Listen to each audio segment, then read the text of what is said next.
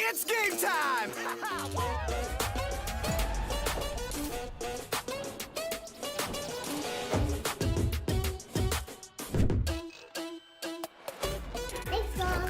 They're just as sweet as candy, aren't they?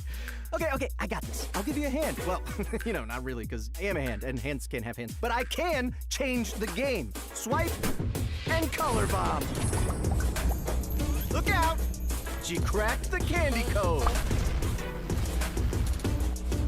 You are an ace, bro! But your style game needs a level up. I think some upgrades are in order. I always carry a spare. Let's go! Wampa! You won't find these in aisle 5. Ooh, careful. They bruise easily.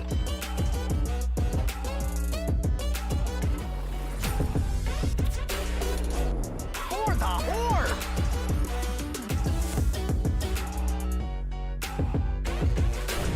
Lock and load. This might be my greatest gift of all. Gaming has gone pro, and I'm taking you all with me. Now that's how you change the game! Head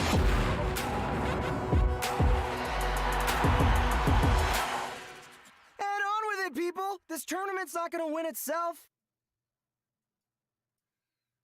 Welcome to Activision Blizzard Media's Can Classic. While we can't physically be on the yachts of France right now, that sounds real nice right about now, Activision Blizzard Media is providing the next best thing. That's an esports tournament. This is going to be really, really fun. And I think just you picturing yachts and then video games, I just need to at one point in my life experience video games on a yacht just to really kind of maximize my life. But both Jen and myself will be your guides for the next couple of days because we've got a lot of really fun action as a number of squads will be going head to head in Call of Duty Cold War. And by the end of it, we'll be able to crown who the best agency or brand organization is. But beyond that, there's also a lot of really cool gifts and, of course, epic shiny trophies to give away, Jen. Oh, I do be liking those shiny things. And for you guys to get to know us, Activision Blizzard Media is the advertising arm of the video game publisher Activision Blizzard, known for many titles that I think everyone in the family has played before. You got your Candy Crush, you got your Crash Bandicoot, and of course, Call of Duty, why we're all here. Activision Blizzard Media connects those players with fan-first integrated advertising experiences with those brands across gaming and esports. Yeah, and with that, we've done these showcases before, but not to the same scale that we have for this week. We had an overwhelming response, 24 total teams, the best 24 total teams, that will be consisting of 3 players per squad, coming from over 27 different brands, represented, of course, by Activision Blizzard Media, like you mentioned, across North America. So these teams are going to be competing at a single elimination style bracket. No extra lives here. And the mode we'll be playing for Call of Duty will be Search and Destroy across a variety of the currently competitive maps that we see in the professional league. Each round, you need to get 6 rounds to actually win a map. And of course, each of those series are a best of 3 overall. There is essentially what we're looking at. 3v3 search, attack or defend the bomb. That's pretty much what we got going on for today and tomorrow and the day after that, Jen. And don't worry if you guys have never played Call of Duty or haven't gone into gaming yet. We're here to bring you into that action. Alan and I will be breaking it down. Search and Destroy for Dummies. This is a game mode where one team has a bomb, must plant the bomb, and the bomb explodes. They win. They must completely eliminate the other team. So this is the attacking team, the one with the bomb. The defending team is the one without the bomb, whose goal is to prevent the bomb from going off, or by eliminating the attacking team, or by defusing the bomb if it has been planted before it detonates. And whichever team accomplishes this marvelous task receives 1 point or 1 round win. And as Alan said, 1st to 6 wins that map. And I will say this much because this has come up a couple of times before. If you're a player tuning in to see what the stream's going to look like, keep in mind a couple of pivotal key timings. It takes 7.5 seconds to defuse that bomb. So just make sure you keep that in the mix because you don't want to eliminate everybody and then realize, oh, we didn't leave enough time to actually defuse the bomb. So make sure you've got that in your back pocket. The other thing beyond that, I think just what we're going to expect to see when it comes to some of the wide array of weapons that could be brought into the mix, I feel like a lot of it really is determined by comfort picks. We do see a competitive meta at the very top echelon of Call of Duty, but for all intents and purposes for this right here, use whatever you're comfortable with, whether it's a sniper, assault rifle, SMG, doesn't really make a difference what the competitive meta is. Come on in with whatever you feel most confident with, and hopefully that will provide some really interesting action across the next couple of days. Speaking of action, we're almost ready to go. Tonight kicks off our first round of matches, and you can watch this all right here on Activision Blizzard Media's YouTube channel. We'll be live all week with our first round of teams, of course, today, and we're going to pick back up tomorrow with the remainder of the bracket. And the championship battle for first place will take place on Wednesday, June 23rd. Be sure to subscribe for alerts, while you're here. This is where all the action's going down. And follow along using the hashtag #TheCanClassic on Twitter or adding us at ActiveBlizzMedia.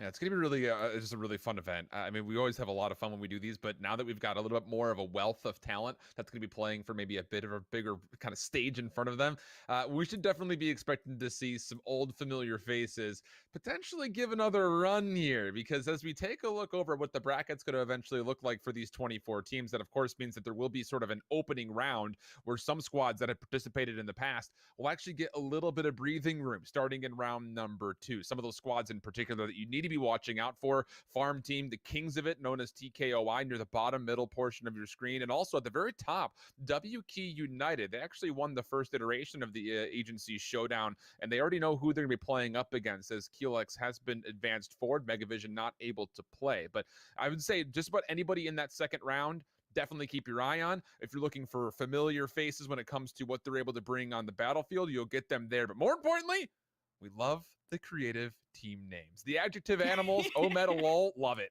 That's really what I do these for. I'm not going to lie. Just who can bring the most creative team name? I've pushed it before. I'll push it again. We need to get a trophy for whoever has the most creative team name. Calling it right now. I don't know, but McNuggies is making me very hungry right now. So I don't want to have a negative bias, but if I keep saying McNuggies, I'm going to get hungrier. Then you have sass, kind of like the hair flip. I love that. We'll probably be saying sass, as slang as a service is kind of long. But either way, I'm so excited for what the Can Classic has in store. We're probably not sure what level of gameplay we have, because we might have some new gamers. We might have some pros here. Life's like it's a box of chocolates. And as the tournament gets deeper and deeper, we're just going to have better talent get concentrated. And as a reminder, there's multiple games happening at once. It's a pretty large bracket. Everything's happening at the same time. So we're just going to hot drop to all the best matches. Let's take a look at that schedule to see what we have up to bat for you. Yeah, it's going to be really fun. Again, we will be not watching that Keelex versus Megavision game because technically it's already been completed. So we'll be looking at, first and foremost, kind of that BDA versus SAS squad. And we're going to have a lot of fun just with that SAS. I don't have enough hair to do hair flip like you do, Jen, but I'll work on it. I'll say that much. And I'm pretty sure as well, just kind of keep your eye on the gameplay. Maybe find some favorite individual players, because MVP voting will be something that comes through back on Tuesday and Wednesday. Really fun thing. The last time that we did this, all of the MVPs that were nominated after the first day ended up not making it to the final day. So that just goes to show that even though there are a couple of big hitters out there individually, sometimes just having one solid player is not enough to get you to that championship. And with more teams here, yeah, it's going to get really hot really fast. That's for sure. So you guys see on your schedule there's a bunch of matches going on at the same time. I believe we're going to go check in with BDA and SAS once they are ready to go. They are still jumping into the lobby, but I think this is a great time to poke your enormous brain, Alan, because that's why you're here. Our first map is going to be Express. So kind of break down Express, not only for me, but the viewers of, what's there to know? Yeah, it's really been fun with this Call of Duty particularly, because there have been a number of maps that you may recognize from years ago in the Black Ops 2 world. We've got maps like Raid, Express, and Standoff that have all been recreated and kind of brought back to life here for Cold War. And Express, like I mentioned, one of those maps overall. So you're going to see a giant train track running right through the middle. Now, hopefully the players will know to turn the train off, because that is an environmental hazard at times. I know from experience. I get hit by that thing more times than I get hit by opponents sometimes when I play that map. But both bomb sites will kind of split that train track. You'll have one kind of in towards a concourse area where there's a little ticket booth kind of right over the top. And on the opposite side, kind of in a control tower, there's a bomb just outside of it. So really for me, this map just kind of comes down to how the outside lanes of the map actually play. Because like you mentioned, if you just go down the middle of the train track, you're kind of wide out in the open.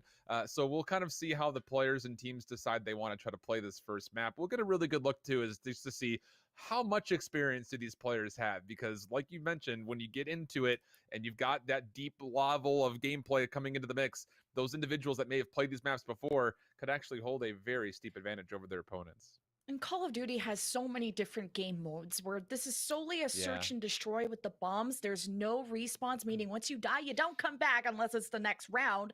But then there's hardpoint, domination, all these other modes. But Yeah. what are some search and destroy specific things that you think these players would benefit from? The first thing I'm thinking of is sound.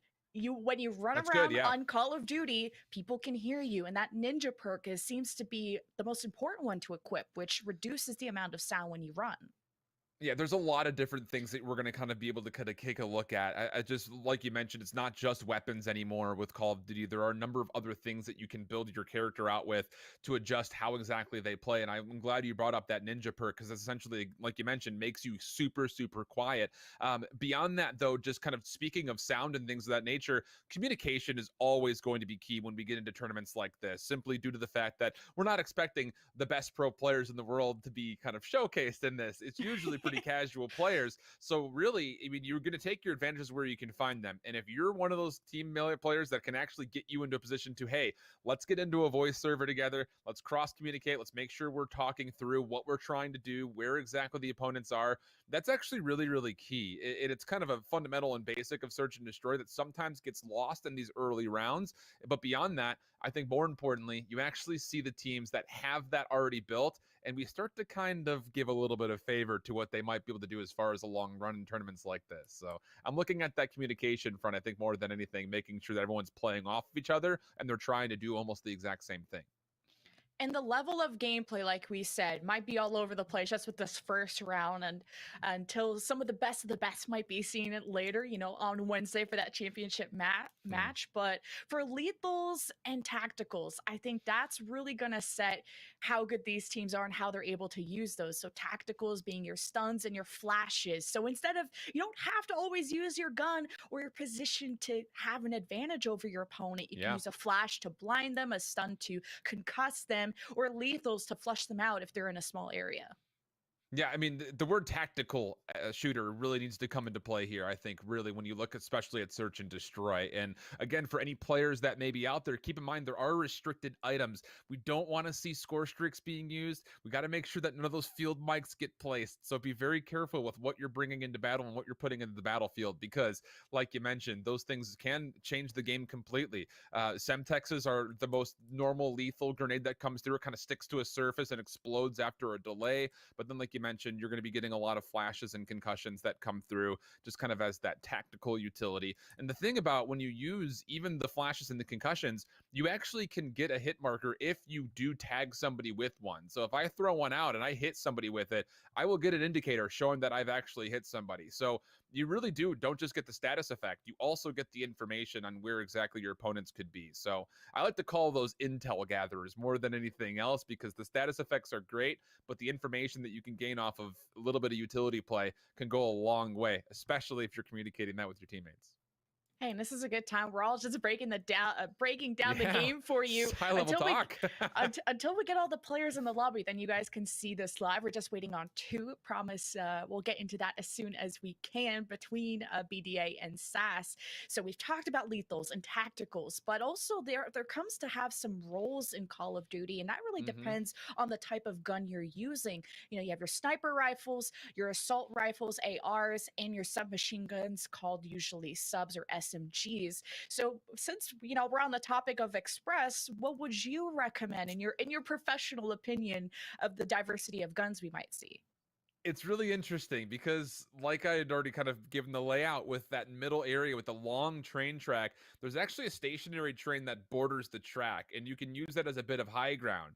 But the thing is, if you have a sniper rifle out, you can actually see almost across the entirety of the map. So that could be definitely a weapon that comes into play here, especially if you're really consistent with longer shots. But beyond that, the bomb sites being in really close quarter spots, you actually typically see a lot of submachine gun pressure lead towards success, or maybe a little bit of failure, depending on how the round is going, simply because when you're playing around the bomb specifically, you're usually within spitting distance of your opponent. There's not a lot of long angles on the outsides of the map. It really just comes down to, how do you want to work the middle? Do you want to try to play that with a long range assault rifle or a sniper rifle? Or does your team feel more familiar using submachine guns, in which you want to stay a little bit closer towards those more immediate contact areas around the bomb sites? So it's going to be interesting, because even at the pro level, we see teams change up their playbook depending on what type of weaponry they like to use. If you're a team that can pull in all 3 players here specifically for this event with submachine guns, why not play a bit more fast, a bit quicker, and get to those bomb sites as fast as possible? On the other front, if you prefer to run with those assault rifles, you're going to be feeling like you're staying stationary for maybe a little bit longer than you'd like, because it takes a while for those plays to develop, and you're going to be looking at them from really passive angles. So it'll be really interesting, I think, to see what these players defer to when it comes down to not just weapons, but also, I think, just speed overall, especially for this first map. And if we want to get into the nitty gritty, which we don't have to, but even the guns, they have certain attachments to them that are going to improve certain abilities, whether it's the speed of the ADS called aim down sight, how fast it is from going to running to aiming down. That can give you just that moment, that little second advantage in a gunfight against somebody if you have certain things equipped or attached to your weapon. And there's other things that allow you to run quicker even. You know, I guess you could have better sneakers on a gun or something, but you do be running faster with some attachments. So I'm really curious to know what the players are going to run with, because like you said, we could try and predict all these things, but I think it's going to come down, like you said, to preference to each individual. Absolutely. And I think a lot of those preferences, we've been talking a lot about the immediate of Cold War, but let's be honest, like Warzone is so big as a video title right now when it comes down to a battle royale in Call of Duty, and you're able to bring in those specific and specialized loadouts into that game mode, where most traditional battle royales, you're just picking up weapons off the ground. So that extra level of customization really does come into play at all levels of Call of Duty. And we could talk about the specific attachments for sure, but at the end of the day, you know, let's get the John Madden commentary out there. You kill your opponent faster than they kill you, you're gonna win. So that's really what we're looking for. You know, who's going to be able to find the angle to shoot just a little bit straighter, get those connections a little bit faster. And I'll say this much, you know, doing these in the past, there are some players out there that I would say are very highly ranked when it comes to like the league play mode in the game. They're really, really good. They're using meta weapons and meta loadouts. And, you know, we'll probably see some examples of that, and we'll showcase just a little bit of the why that weapon loadout is preferred at the highest level compared to what you might feel more comfortable with Warzone, because the games do play very, very differently. Well, we are just finalizing our first lobby of the Can Classic. We're going to throw a two-way commercial break so you can get to know some of our partners and get to see that Call of Duty action. And we'll return with our first match. We'll see you soon.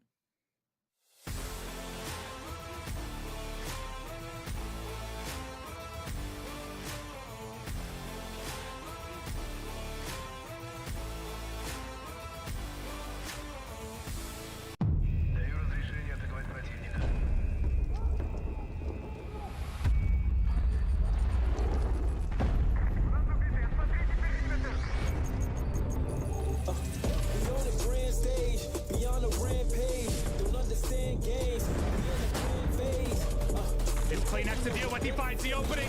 It's 1v1. Running quarters like a millionaire.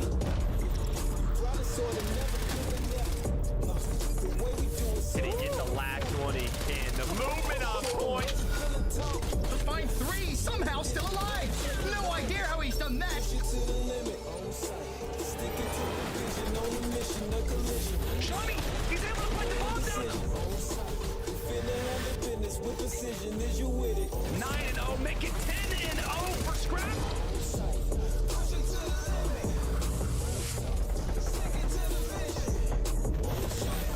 Trying to just hold this defensive line, and here come the Muniz! Scuffy with the through piece.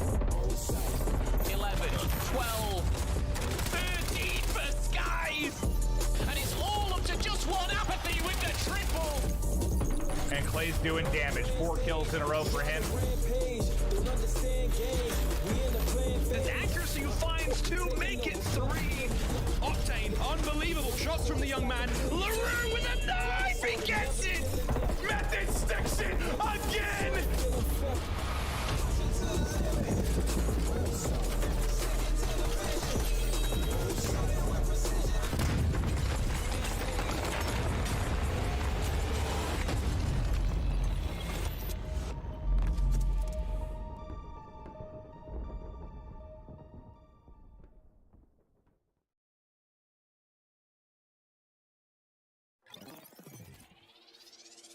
It's game time!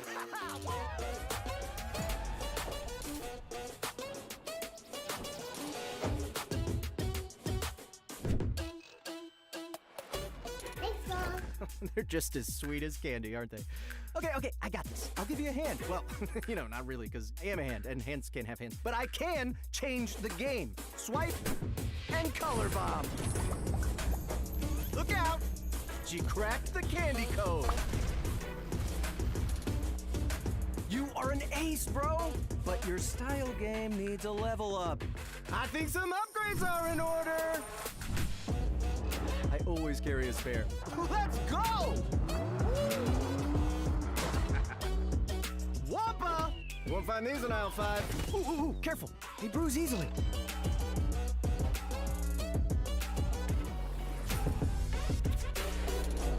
For the horde!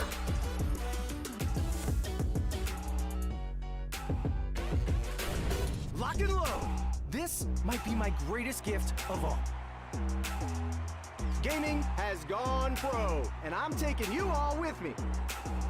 Now that's how you change the game!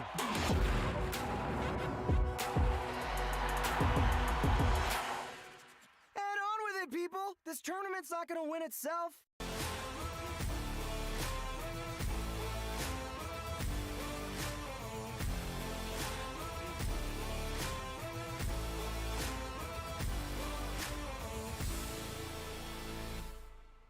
Welcome back from the break to Activision Blizzard Media's Can Classic. We have our first match ready to go. We're going to be presenting some awesome statistics, and we'll talk about that later. But Alan, we're going right into the heat of the action. JKR versus Before Any Other are starting up.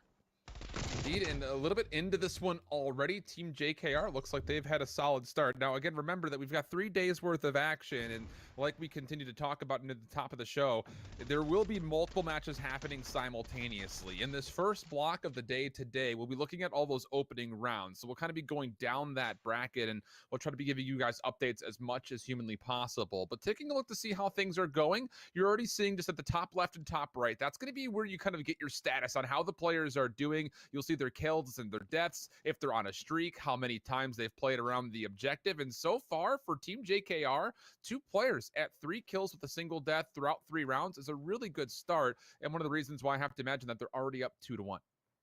And you'll see in the bottom left of your screen, this is the map overview. The person who's carrying the bomb has a bomb icon. So we're currently looking through the eyes of this bomb carrier who's already setting up over A, has gone unnoticed. While you're seeing number 7, this is Fiona, who has control of the top train, able to oversee this bomb plant. Now it's gone down.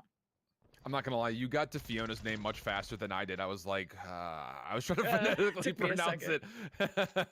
But Fiona will fall. Still empty for McKill. The bomb has been planted. Daddy-O's on 4 in a row. We'll need to do a little bit more than that, as there is still needing to be a couple of players to take care of. And Team JKR, you see their blue arrows are already on the way forward. They have found 1 elimination, and well, Take Fuji will actually find 2. It just comes down to just making sure there's enough time to defuse. Remember, like I mentioned, 7.5 seconds is how much time you need to go from start to finish to actually dispose of this bomb. And we'll talk Fuji, more than enough time to do that there as they find their 3rd round. And it's 3-1. We did kind of start in like that 4th round, so don't worry, we have a lot of Call of Duty yet to go. It is a best of 3, so even if you win this first map, you go to series point. And yes, you can have a sad face as your crosshair. I'm loving that already. Yeah, one of my favorite semi-pro players, when he pulls out his pistol, his reticle is a mustache, like a little curly mustache. And it makes me laugh every time, like without fail. I know to expect it, but it gets me in stitches almost every single time because you just don't often see that. But hey, that's why all the customization we talked about is important, because maybe, who knows, you love that little bit of extra comedy in your optic, however that happens to be. But Team JKR, they'll be on the offense this time. You'll notice that the sides will swap every single round between offense and defense, so keep that in mind. Early push through for Fiona, gonna be able to get a couple of shots, and it actually forces out a team kill. You can see that there in the kill feed. Makio unfortunately takes down his squad mate while the play was coming through, but able to find the response +1 more. A couple of kills on the board for Makio, and an opportunity for Team JKR to hold the numbers advantage in a 2 versus 1 situation. Remember, if you're the attacking team, if you're Team JKR, you don't have to plant. You can also win the round by just eliminating Dadios, and they found him through the train. That's Team JKR going to 4-1. And really good stuff. And you're seeing, again, we talked about it just when it comes down to that early pressure. Are you going to be trying to play aggressive? Fiona says, yes, I absolutely am. But Makio reads it very nicely. Weird smoke effect on this kill cam. I swear it doesn't look like that from his POV, but small bug, I'm sure that just comes through. But you'll notice as well, just another thing as we continue to go through these days, that, you know, we have the luxury of seeing all these red and blue outlines on the players through the map. Now, the players themselves don't actually have the luxury of that. That is just a spectator feature, so it makes it easier for us as an audience to see where everyone is positioned. They will not have the ability of seeing outlines on players. So it's gonna be a little bit harder to distinguish when you're looking at a player versus when it might just be a piece of environment that you see. But for Team JKR, full 3-man squad looking really solid so far. Everyone at least 4 kills. But this time they will have to try to work through a 2v3 as before any other has the first blood. Man, it just feels like before any other controlling the map, they were able to go through mid and just get behind the defense. Team JKR only have 1 person left. It's 3 versus 1. And before any other, this is a good chance to kind of catch up in the score, right, Alan? It's 4-1 for Team JKR. Yeah. We jumped in. Team JKR were just getting wins left, right, and center. And there is before any other with at least a round win. This is what I like to call the crucial moments of the search and destroy. When you find yourself down 4-1, you got to remember that it's 1st to 6 to win. So if you go down 5-1, that means you have to win 5 rounds in a row. Like, that's not common. You don't even see that at the high levels all that often. So yeah, a very important round here from the side of before any other, and really clean for them to actually get a perfect round, technically speaking, not dropping a single member. So the offense looking a bit better for them. And beyond that, Fiona has gotten on the board with their first kill. So really good stuff to get the team back in action, because like we continue to mention, the team that usually win tournaments like this is the team that all 3 players are finding even participation with. It's very difficult as a single member to just carry your squad through. And we'll see Takfuji really kind of trying to clear this bottom area around the arrivals ramp while Makio goes for a plant. And he's actually right next to a couple of the players. Fiona walks right through the smoke. The bomb has been planted. The shot's not going to land, and first blood and the second kill will be confirmed for Team JKR, leaving Evaliskej onto a 1v3. I just love that push from Team JKR. Just went into that toll booth, got the plane immediately, and used the smoke grenade. So we don't get to see that used too often. Completely obscures the enemy's view as Team JKR go to round point. Now, remember, it is 1st to 6, but only thermals, I believe, get to see through smoke. Correct me if I'm wrong. So I love the use of that smoke. Yeah, that's something that we don't see often at the Pro League. Actually, we don't see it at all, simply because it's not an allowed item in the Pro League, but it's not restricted as far as I know here for us on this tournament. So yeah, the smoke is, and they've actually made a couple of adjustments to it, trying to make it more viable for the pro players. You see nothing when you're in that smoke anymore. I mean, it makes your whole screen really feel like you've got a fog machine blowing out of your monitor. It's really difficult to see anything through it. So really smart play to get the bomb down while using that concealment. And now an opportunity for Team JKR playing aggressively. Daddy-O's nearly able to respond to #1 Saudi fan, but will fall. But meanwhile, Fiona has actually gained possession of the A bomb site. So the bomb will be planted. And for a 2v3, this is not a bad situation before any other to try to lock down, rather. This is a great position for AV. You get to just watch over the bomb right above it before any other. AV, you're in a 1v3, and it's round point for Team JKR. There's no mess ups, but you do be catching people climbing that ladder. Oh, you could have caught that person jumping, but unfortunately not. Team JKR will take the round. Yeah, that's actually a little bit of a Batman move right there for Takfuji. Just comes out of nowhere, it felt like. But that will be enough, and again, like I mentioned, enough time to get the defuse done, which means that map #1 here will go the way of Team JKR. And really impressive nature. All 3 players getting even participation throughout. And here is that little Batman move for Takfuji on top of that train. Able to find the kill very cleanly. So 7-2 score, I think, overall is what we saw. And but like we mentioned, we're going to be going with this opening round between matches and matches. So WCSB playing up against Click. That is the next match on front. And something else to mention here we may have neglected at the top of the show. This is the same map set throughout every single series that we're going to see in this first round. So you're going to see the same maps be rotated between which means we've got more Express on the line here for this first map, and Click is up 3-1 currently, not just on the scoreboard, but it's actually a numbers advantage for them in this particular round 3-2 situation. Yeah, and that order of maps is Express, Standoff, and Miami. And then round 2 will have a different set of maps once we get there. So we're seeing this bomb currently be planted over on the B site. And at least they are grouped up together. It's Goose Island and Dark Echo. I love these team names and the player names, and they're going to be just holding over near Arrival. So we'll see how Click. One is number 5, Phantom, coming through mid. 7 going on a flank, and that's a great shot from Goose. It's a little snapper right there from Goose Island, Bob. Loving it. So now they're just playing defense over where they planted the bomb initially. Alderin is going to have to make a play from the opposite staircase that Goose Island bomb is currently at. And, well, the time is becoming a bit of a problem. Remember, it takes 7.5 to defuse. So you've got to find both of these kills and then hop on defuse pretty quickly. And looks like time is just going to run out for Alderin. Not even able to find the kills either. So the way COD should be is the actual team name. We will be shortening that to their abbreviated name that you see on the scoreboard. But this is an impressive set of shots here from Goose Island. Bob to not even get the first bullet, and he just responds beautifully to get the kill.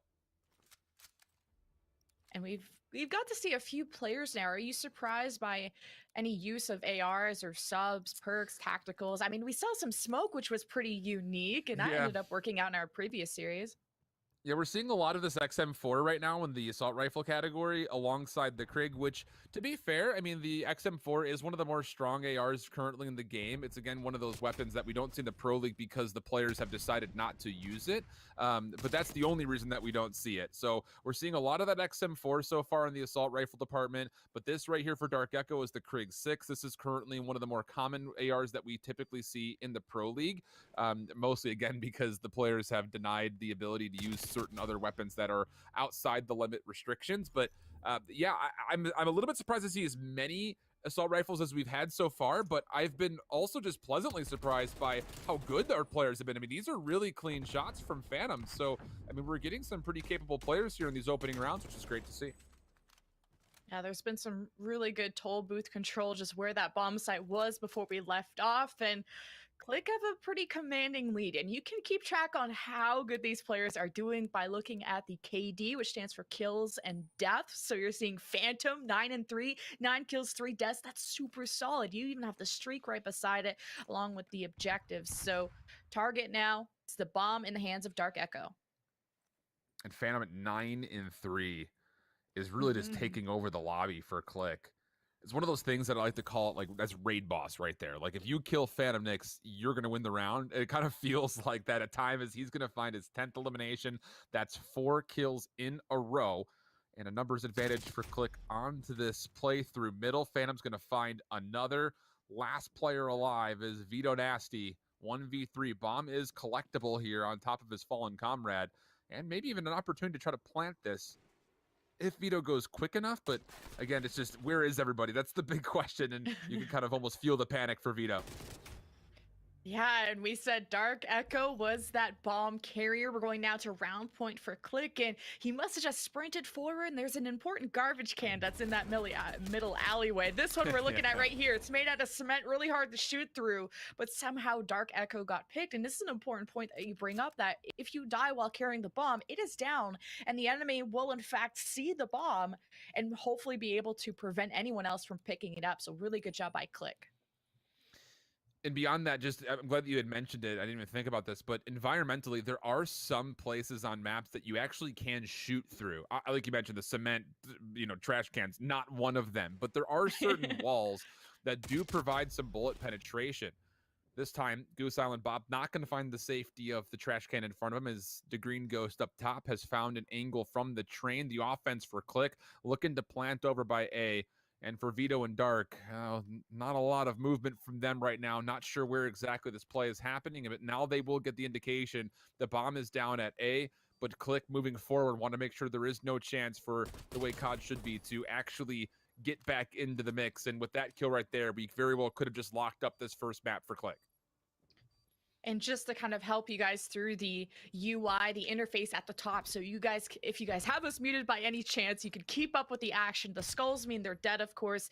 The two little squares at the top in this best of 3, that means they won a map. So once they claim Express here, click in the 3v1.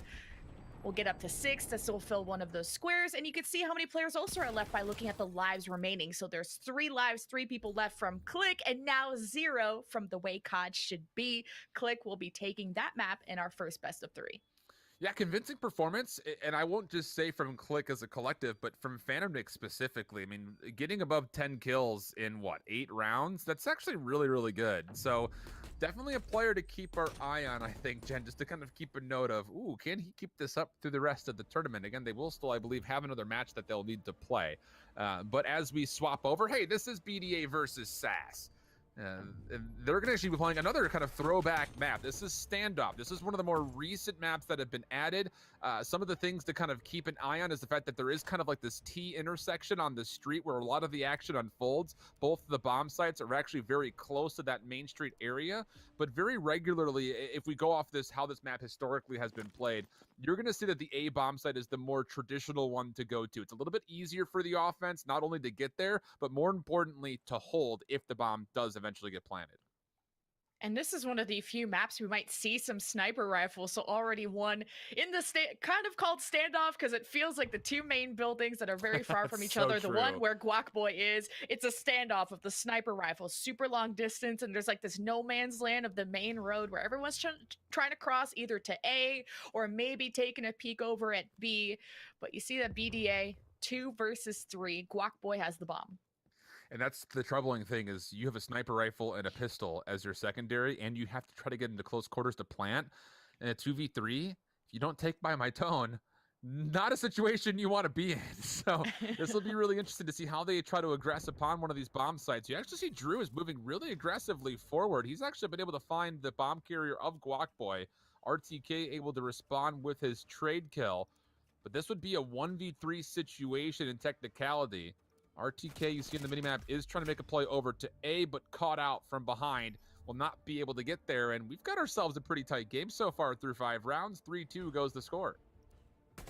Yeah, it's going to be scary when the defense, which was the red team, you could judge whoever the defending team is based on who has the bomb and who doesn't. But when you see those the red triangles be able to move through 70% of the map, and you're seeing the attack of BDA not be able to move much because of the sniper rifles, that became a problem. But 3-2, 1 round difference. We're looking through the eyes of the defense now. And Guac Boy, a lot of confidence. This is going to be playing in the backs alley area. Interesting to take the sniper. Again, this is what a lot of people would call top grandmas, where you've got the ability to play from those upper windows with that sniper rifle. But SAS is actually going to kind of change up the pace a little bit here. Aggressively gets right onto the A bomb site, plants quickly, says, yeah, you can snipe if you want to, but we're not going to give you a chance to use it. Now the hit coming right down Main Street. Drew, the catalyst of it, the vanguard of the entire play. He's found one. I got the juice. We'll find the second, and the third came in the same breath. And SAS 4-2 up, and just a quick aggressive tempo coming from all 3 players, really allowing them a chance to get a good look at setting up what we'd like to call post-plant setup on that A bomb site. Yeah, Granny's house got sprayed down a little bit. She's got a few bullet holes in the wallpaper she'll have to clean up. And this is a map, actually, that was from a previous Call of Duty game. For anyone who doesn't know Call of Duty, they have a new game every year. And this was an old throwback map. And I never actually knew why they called it Granny's, because it just looked like somebody's apartment. But maybe the wallpaper is a little granny-like. It's actually really funny. I think it was one of the pro commentators, Merck, that was talking about up until they re-added this map into the mix, this would have been the first game since like Call of Duty Ghosts that there would not have been a grandma call out. There's always some way the pro players find a way to call some building on some map in the competitive rotation grandmas. So I don't know where the origin of it is either, Jen, but I'm here for it because it's one of those things that's like a little Easter egg for the pro community now. What can we call grandmas? I like that the defense is all over this bomb, and the way COD should be, or maybe that's the attack, apologies, but look who's sneaking up. Goose sneaking up. Oh, I thought he had the headshots on that bomb. Kind of sick shot there from Phantom. Phantom's, he's looking really good. I mean, there was the one gunfight he had on Express last map that was, ooh, maybe he should have won that, but everything else has been clean.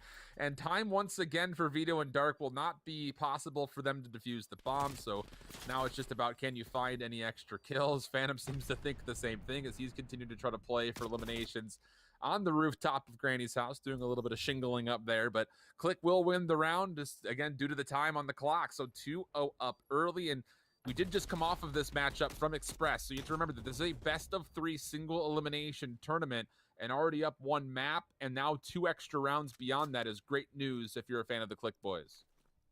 And it's an important point that you brought up earlier about how there's no score streaks or kill streaks in Search and Destroy, because it used to be a big deal whether you would die or not at the end of a round to try and work up towards that kill streak, because you needed to not die and have a certain amount of kills to unlock these, you know, bombs or whatever a kill streak would be at the time. And now it doesn't matter. So you could kind of feed at the end if you wanted to. That's a great opening pick from Goose. He's on the flank through alleyway. Oh, and Vito, he's actually scouted out not 1, but 2 players of Click moving in towards Brown or Hotel. The Semtex placement is actually pretty brilliant. Finds a lot of damage, but cannot, unfortunately, confirm any kills. And, oh, Aldrin and Phantom, they have got no idea that Vito is here. He's showcasing a bit of trigger to this one. Go ahead, hit the trigger. Just get the kill. You got it, Vito. It's fish in a barrel, but he holds off maybe a little bit too long. But for sure, his teammates should know where these 2 defensive members are positioned. 3 versus 2, the way COD should be. Let's see if this attack the way it should be. They drop the bomb, and now Click know where it is. It's in their loving hands, and it's around a corner. This is going to be tough for the way COD should be to recover this. Dark Echo sneaking around the corner and has been discovered by Phantom. And now, again, the bomb is going to have to be recovered by Vito. He's really missed his opportunity, not once, but maybe even twice. Phantom now finally going to see exactly where Vito is. Tagged up down to critical health, but did not get the full elimination, did Vito. And, yeah, well, he's going to need 5 seconds to plant, and he's not going to be able to move from this position to get to the bomb, let alone plant in time. So, really, for Click, it's just about trying to stay alive through the end of the round. And once again, the clock will determine the victor. 3-0 up now all of a sudden is Click. The way COD should be, not getting a single round yet, but there's been some important perks and lethals that have been used in that previous round that we should talk about. If you remember when somebody was throwing a grenade down and you saw that indicator, it looks like a vest with a 6-pack, that's called Flak Jacket. That's a perk that reduces the amount of explosive damage that you can take. And we also saw some trophy systems used. Yeah, I'm not going to lie. If they could just make that vest with a 6-pack for real life purposes, I would be the first person to purchase that. But yeah, that's, again, like you mentioned, there are a couple of key things. You'll also notice sometimes players will get stunned or flashed and the status effect won't last as long. That's another one of those same attachments or perks rather that you could add on to your character that essentially gives you a tactical mask that reduces the status effects of some of those utilities that are being thrown. So definitely something to kind of keep in the back of your mind if you're someone who kind of nerds out on the high-level gameplay elements of Call of Duty. But into this round, the bomb has been planted. Goose Island bomb working on the flank, and the movement from Phantom Nick's impressive, but does not give him the W on the gunfight. So an opportunity here for the way COD should be to try to retake. But again, that clock, it's so pesty. They've got to work their way forward. Dark Echo looking for the defusal, but you got to deal with the players around the bomb itself. Vito once more not near the play. This bomb will detonate and give over the 4th overall round to Click. I guess mistakes were in fact made, but they still get the round win. Remember, if the attacking team can all be dead, but if the bomb is planted, the defense will still lose unless they defuse that bomb. And it takes, 7.5 seconds. There's always somebody hiding behind this tractor. So some lovely advice for any team is to always check out tractor on the other side of it, see who's hiding there. Because once you plant A, there's always somebody camping there. Yeah, it's a really popular spot. I think it's just because you've got the back of the map to your back, so you don't have to worry about anyone coming around the back of you. Really not even from the side either. That you kind of put yourself in a bit of a corner, which I feel like normally you would say that phrase and say that negatively, but it's actually pretty positive once you put yourself in that kind of post-plant situation. Phantom Nick's getting aggressive now up the main street, right past Tank and Statue for first blood. Goose Island Bob has survived through this initial push, but he's kind of caught in a weird spot just outside the hotel courtyard, and that's why I say a weird spot, because once you exit, you're going to be right in front of Phantom Nick's, who has now found his 7th kill overall, and it leaves things just down to Dark Echoes for a 1v3. 3v1, you know, the glass is mostly full. I'll let you guys place your bets on who can win this one. Click could almost have a flawless S&D map right here on Standoff. But another thing is that I'm wondering the way COD should be. What do you think they could do differently, Alan? It's when you talked about aggressive and passive, that was something I wanted to mention to everybody and kind of translate that to aggressive means you're moving around the map really quickly and taking a lot of kills, while as passive, you're kind of standing and waiting for the other team to act first. Yeah, absolutely. That's the best way of describing it. I mean, again, if you were just to look at where both teams are spawning from and kind of draw an imaginary line halfway down the map where each team is in their own corner, that is kind of the line that determines how aggressive or passive a team is playing. If they're staying behind the bomb site defensively, obviously they're playing pretty defensively and pretty passively at that. But here, you're moving very aggressively, very quickly over towards Delhi. And, well, really nice little pinch setup here. Alderin, that's your teammate. That's your teammate, Alderin. It's fine. DeGreen goes to the backside, taking order, saying, what? What do you want? You got some lamb on the spigot here. Would you like a gyro? Because that's about what we got serving up. You don't need to be shooting at me for it, though, brother.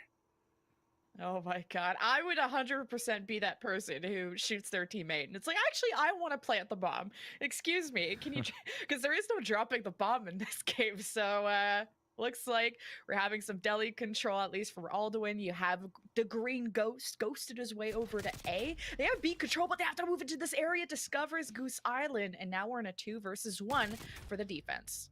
Oh, and Goose Island Bob cleans up both. And that submachine gun that he's running right there, the AK-74U, is the meta weapon that we see being used by the professional players. It's got a really, really high damage impact, and the fire rate is also pretty fast. It's not the fastest out there, but when it comes to the ratio between what we like to call the time to kill, how fast does it take to eliminate somebody, that weapon has really kind of showcased itself as being the superior weapon in the submachine gun category at all ranges. That's the big thing.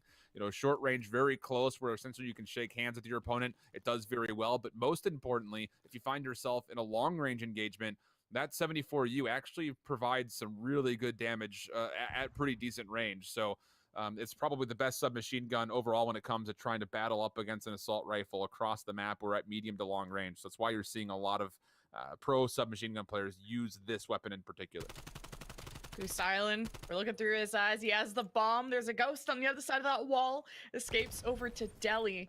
Now doesn't want to go for a plant on the site, even though he has the bomb. He needs some protection, but with the 3 versus 1, surely the way COD should be could climb back into this. Yeah, it's not bad. It's 2 rounds in a row, and it's been largely off the fact that they've won a couple of decent first bloods. This time it's Dark Echo, who was able to catch out 2 players, just not really looking the correct way. And that's kind of the risk at times when you're defensively trying to get maybe a bit too aggressive and what we like to call over-chow, where you're essentially just going too far to find the challenge. That's where you find yourself kind of in this weird position of, oh, where is everybody? And, oh, look at that. We're in the middle of an open street and there's someone behind us. So that comes with some risk and reward when you try to actually get a little bit too aggressive, and you're seeing exactly why. Realistically, over those last 2 rounds, but Click not going to hang off the gas pedal, moving very quick over towards A. They find Dark Echo for first blood. Goose Island Bob looking to respond, does well, finds the first kill cleanly. That's actually the bomb carrier. So now all of a sudden, Goose Island Bob has a bit of an advantage when it comes to trying to hold off this push. Stuns, Semtex is coming out, but Goose Island Bob finds his 5th kill in a row, and now it's down to a 1v1. Because we thought this was the Phantom show when it was 9-3 on this. We remember Phantom having an incredible performance on Express.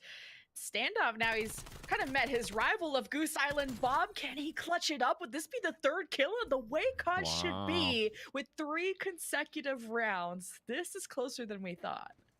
Yeah, it's been the Goose Island Bob show. I don't know if he hails from Chicago, but if he's a 317er, I have become a fan of Goose Island Bob. I don't know if you know much about Chicago, Jen, but Goose Island is a little district south of Chicago. It's also where the adult beverage is brewed, so in case you're interested. But with that in mind, I mean, you're getting a standout performance at 6 kills in a row, and with that 10th elimination, Goose Island Bob has become the kill leader in the lobby. But the problem is still the fact that they have to win 5 rounds in a row, 6 rounds in a row, and they're only halfway done with that task that they want to win this map and send it to a 3rd. You can see that the offense is looking at A site, but waiting, this passive playstyle of waiting for Click to engage first, and that's an opening pick for Goose Island.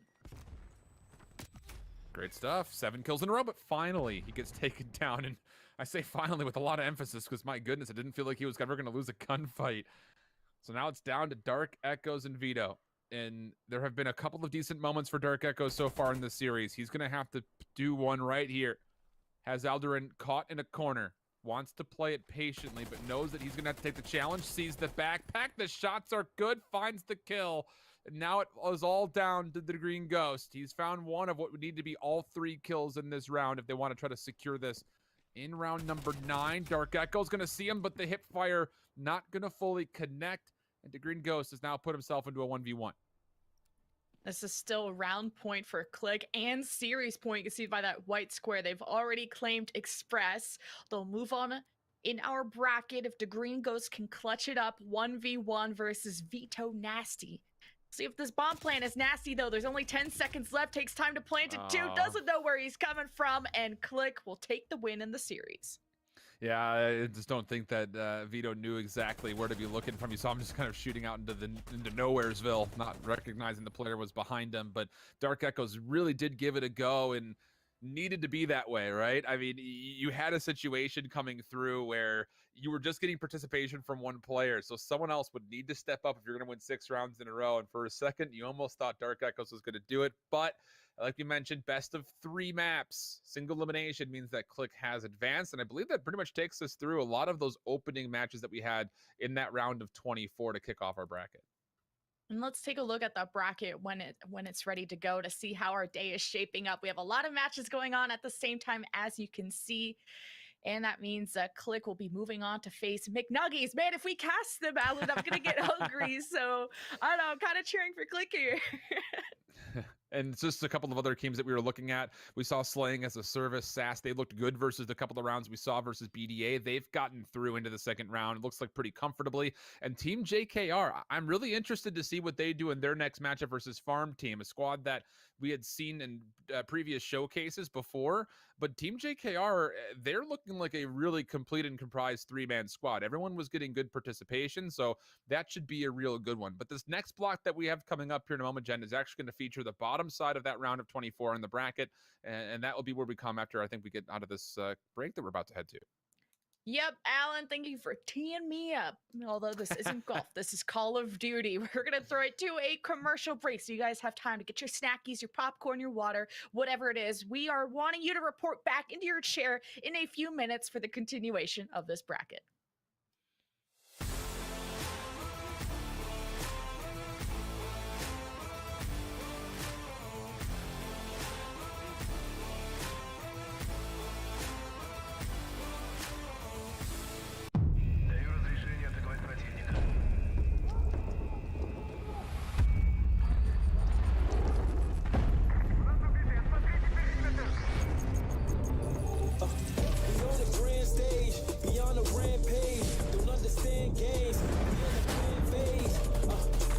To deal with, he finds the opening. It's 1v1. Running quarters like a millionaire.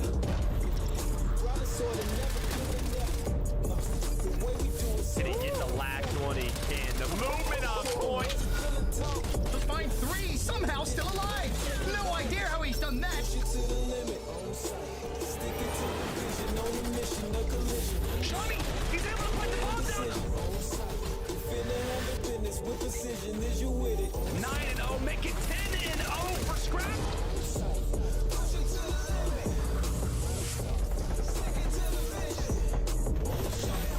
Trying to just hold this defensive line, and here come the Mutants! Guppy with the through piece.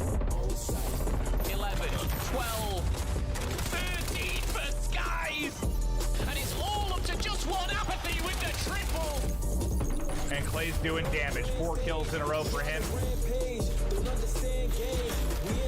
His accuracy finds 2, make it 3. Octane, unbelievable shots from the young man. LaRue with a knife, he gets it. Method sticks it again.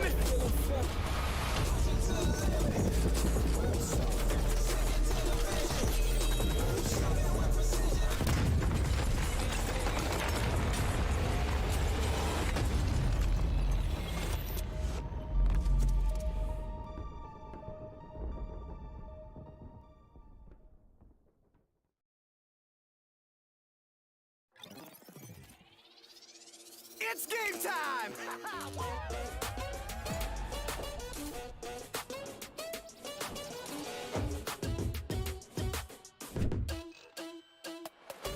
Thanks, Mom. They're just as sweet as candy, aren't they? Okay, I got this. I'll give you a hand. Well, not really, because I am a hand, and hands can't have hands. But I can change the game. Swipe and color bomb. Look out! She cracked the candy code. You are an ace, bro! But your style game needs a level up. I think some upgrades are in order. I always carry a spare. Let's go! Whoppa! Won't find these in aisle 5. Ooh, careful. They bruise easily.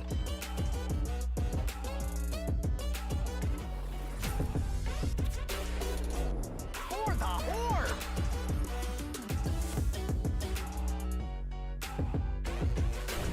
Lock and load.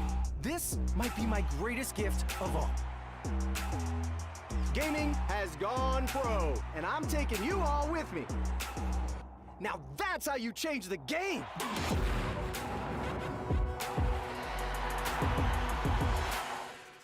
Head on with it, people! This tournament's not gonna win itself.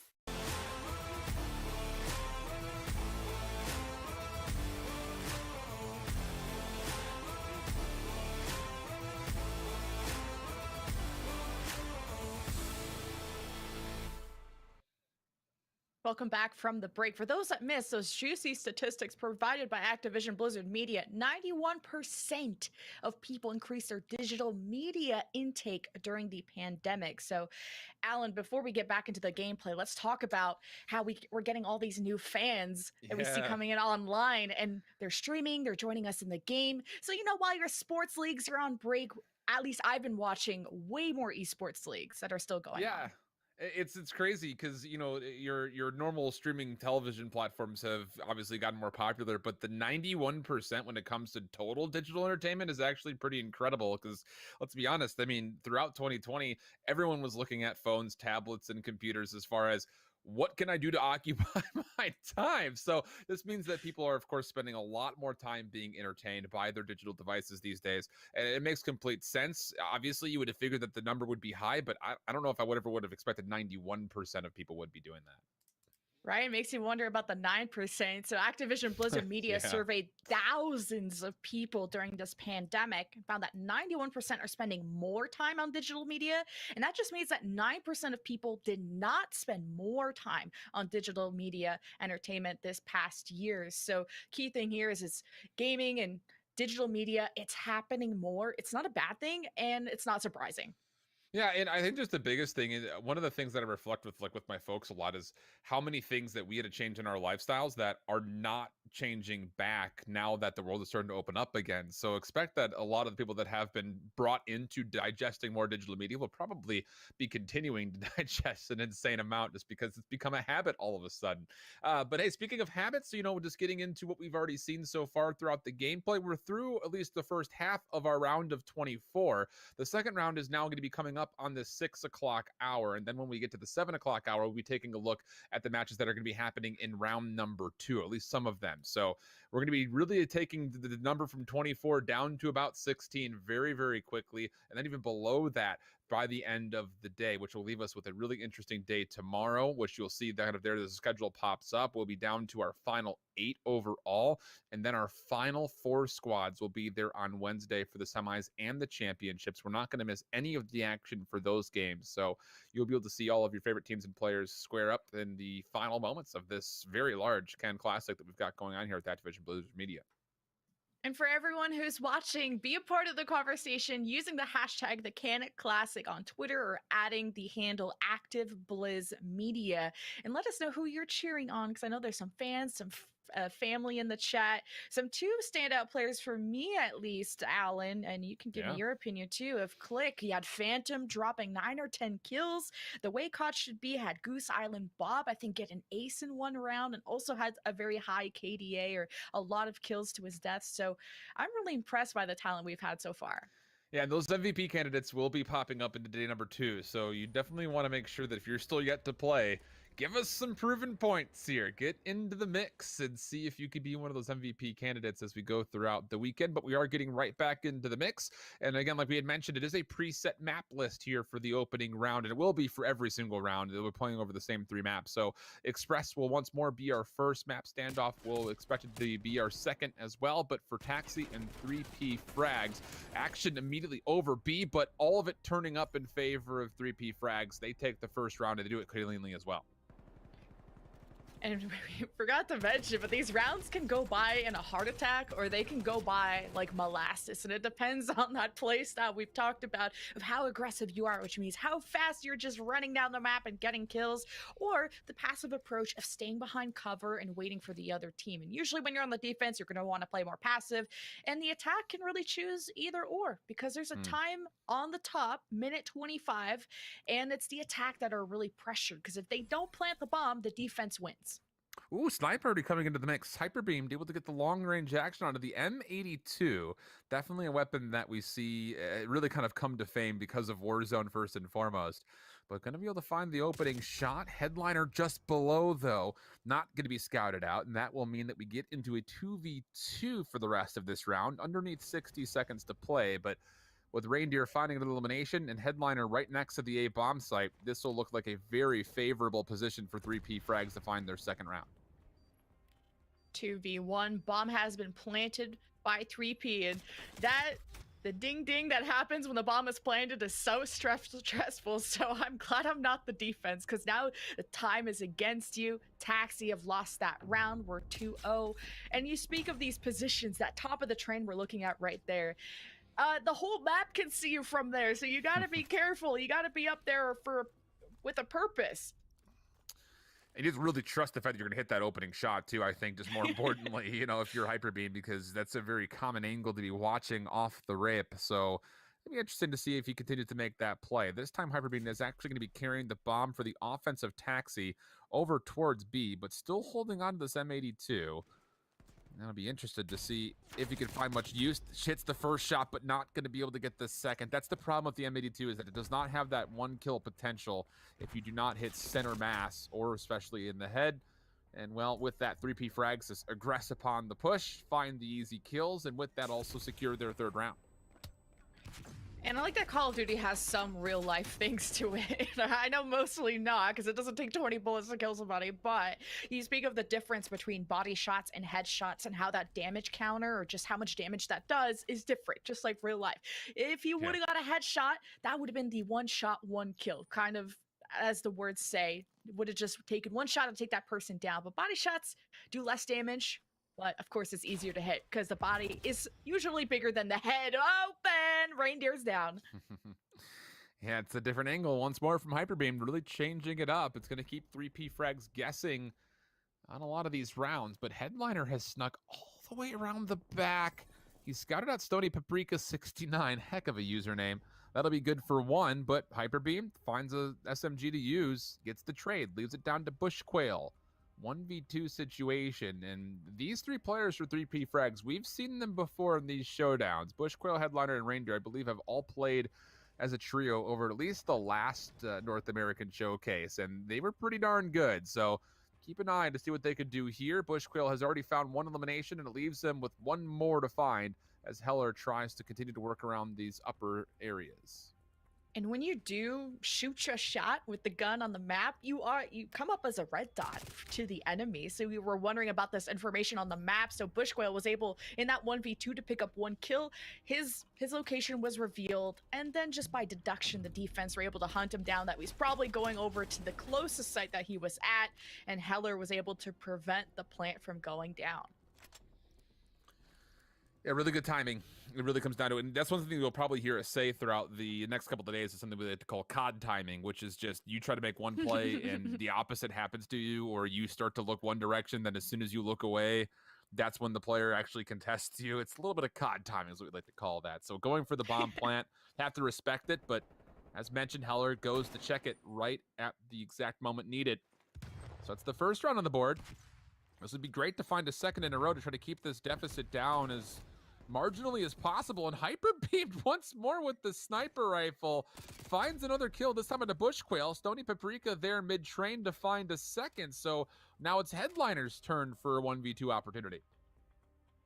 And you just see by the KDA or the kills and the deaths by Hyper Beam that he's always getting that opening pick or is always the first to fall. Kind of that risk liability, that benefit that Taxi are looking for. But 2v1 for Taxi as the bomb has been planted for Taxi. They just have to defend it, prevent it from being diffused.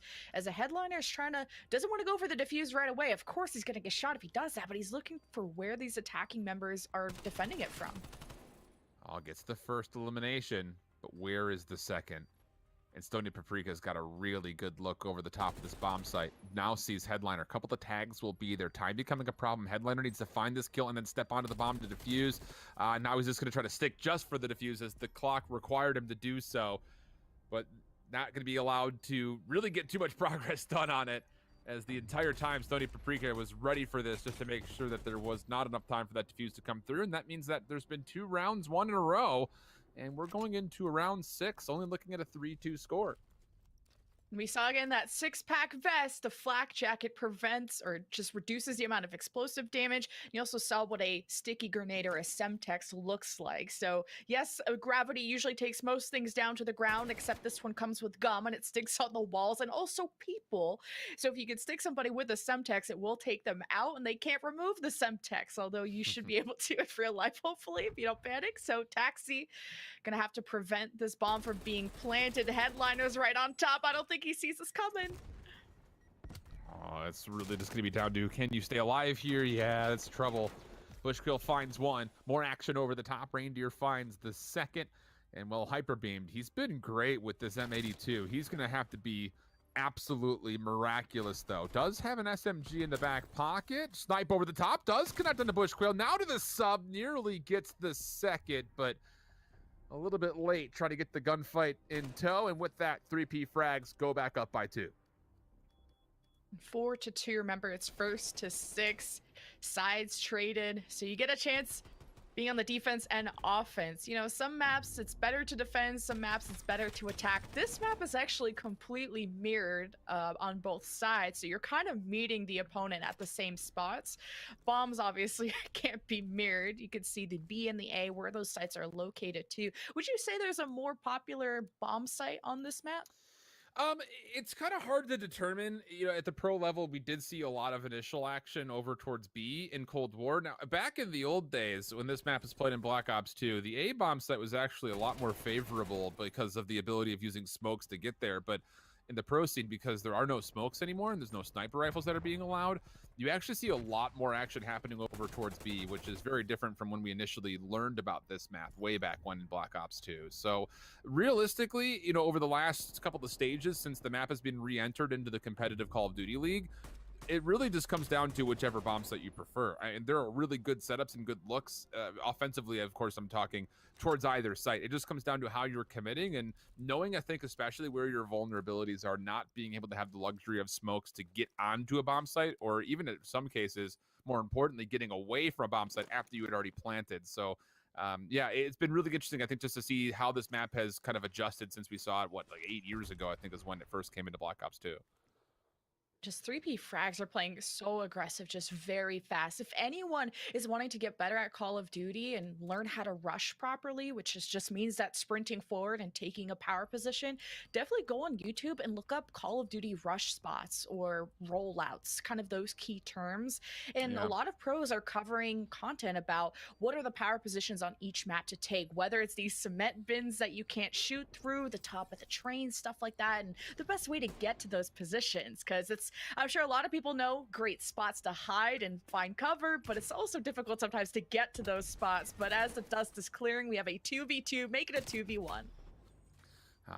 The trades will be there. Now it's down to a 1v1. Hyper beamed right over the top of the bomb. Bo does not expect the last player to essentially be right next to him. So a heck of an effort for Hyper Beam, but not good enough to get through Headliner specifically. He finished 10-3, 12 total kills between Bushquail and Reindeer, and This 3P frag squad, yeah, this is a team that I remember at least got to the top 8 when we last saw them in the North American show matches. So expect them to try to do the same thing, if not better, here in the Can Classic. And again, we just keep going from match to match to match as we jump on in to take a look at one of our other round of 24 matches. This one in particular is Catch Us in a Respawn versus Los Fly. Flays? I was going to refer to your Spanish because I do not know. I don't know either. My Spanish is not nearly as good as it used to be, which was never any good in the first part. So I like the big chungus. They all start with the letter B, by the way, on Catch Us and Respawn. So love that. Is this Catch Us and Respawn like after they win the round, they'll be back in Respawn, or is it after they all die? So far, it seems to be the dying part because B Toms is down. Opening shots for BJ. He's on 4 in a row. And, ooh, he has to run away. And, well, he actually runs towards danger. A little does he know, Giroli's there for the elimination. So the first 2 kills going to be in the mix. But Big Chungus, what a name. Over the top, this is what they call a power position. And the reason why, it's very difficult to get shot at from this position because you've only are essentially showing your head, but there will be a bit of a contest from the side, and that will be enough to get around to the board and Catch Us in a Respawn. Oh, that's the first round they've dealt with a pretty good amount of resiliency from the Los Fly team. Skirt, into the bullet. Yep, sliding is great, except when it's in front of a barrel like that. Unlucky. 4-1. This is quite a commanding lead for Catch Us and Respawn. 2 rounds away from taking this first map of their best of 3. This is the first 2 rounds. We're only in day 1 of all of this Call of Duty action. And we're going to see where they want to take this defense. The bomb will be in the hands of Diego for Las Flias. Las Flias. I'm saying Los. My mind does go directly to Spanish when I see the LOS. I guess it would make sense that it's more French because obviously Can Classic. Groza. Think of Las Vegas. So I say it wrong. Yeah, absolutely. Groza and FFAR. So these are 2 other assault rifles that realistically there were moments for the FFAR, the opening of Cold War, where this gun was disgusting. Like in the beta, it had like no recoil. It shot laser beams. It got nerfed into the ground, but it's really good in Warzone, and that's where it kind of found its refamiliarity. So I wouldn't be surprised if Los Flias, they've put themselves in a position where they're kind of using more meta weapons for Warzone, because the Groza is actually pretty good as well in Warzone. So we'll see if they can find a way to try to recover this map in particular with those weapons, because it is 5-1. And B Toms has been playing lights out, 7-1 through just 6 rounds. Really good participation from him. And pros are always trying to find out the best weapon for the quote meta, which is just the standard that what pros run. And it's all about that dance and that balance between the fire rate, the damage, and also how easy it is to handle with the recoil, which what makes the gun jump up. But as I've done that explanation, it's a 3v1, make it a 2v1. Okay, someone is taking an elbow to the chest. Catch Us and Respawn took the map. Oh, it's tough. I mean, it definitely does look like we do have another favorite in the mix here. All 3 of these guys are using the XM4, which, like we continue to mention, it's nasty. It hits hard. It hits really, really hard. And you're going to be seeing a lot of it, I feel like, just because of the fact that the only reason that we don't get it in the Call of Duty League is because the players have determined that they don't want to use it. It's what they call a gentleman's agreement not to use it. But it is by far still a multiplayer, one of the strongest weapons in the game. All 3 players obviously looked really, really good with it in hand. So I think we definitely have a team to keep in the back of our mind as far as maybe a potential favorite. But we get back into the second map now between 3P Frags and Taxi. Already a great start here for 3P. They're up 2-0. And they're just kind of running at this Taxi squad. I mean, Headliner is in a really good position to contest what's happening over at Hotel. Reindeer going to watch Heller try to go into Cubby over towards the A site. And that will mean that the numbers advantage is already looking good. Hyperbeam tested and eventually put down, leaves Stony Paprika in a 1v3 that he would not be able to find that first elimination, meaning that we've got 3P Frags up 3-0. Hey, no surprise. We were really impressed with 3P Frags, especially Headliner, who dropped a 10-3 count in the previous map.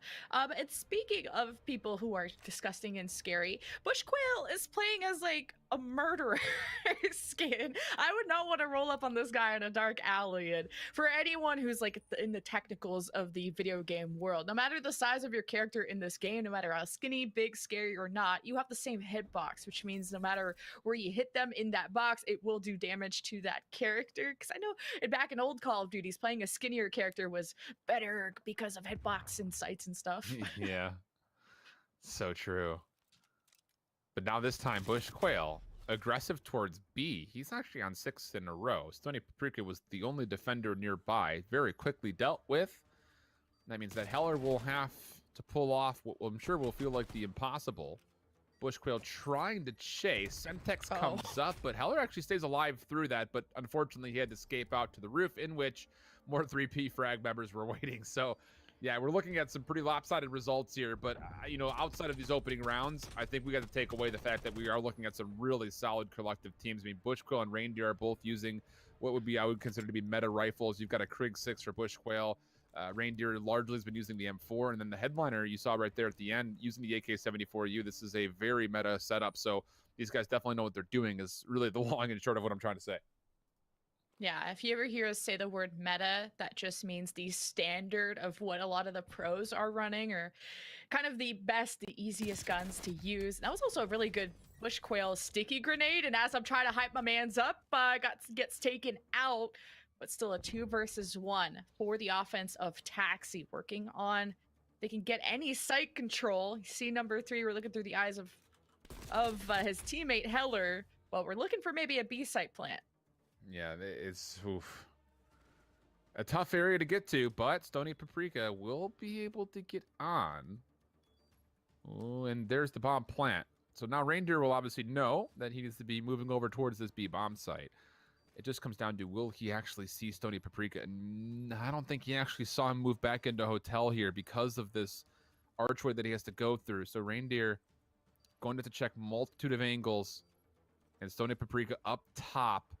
Oh, is Reindeer actually going to go check this? He's got to move quickly. 20 seconds on the clock. Here comes the challenge. Do you check left? Do you check right? And no, Stony Paprika gets the first shots in. And that would be enough for Taxi to get on the board for their first round.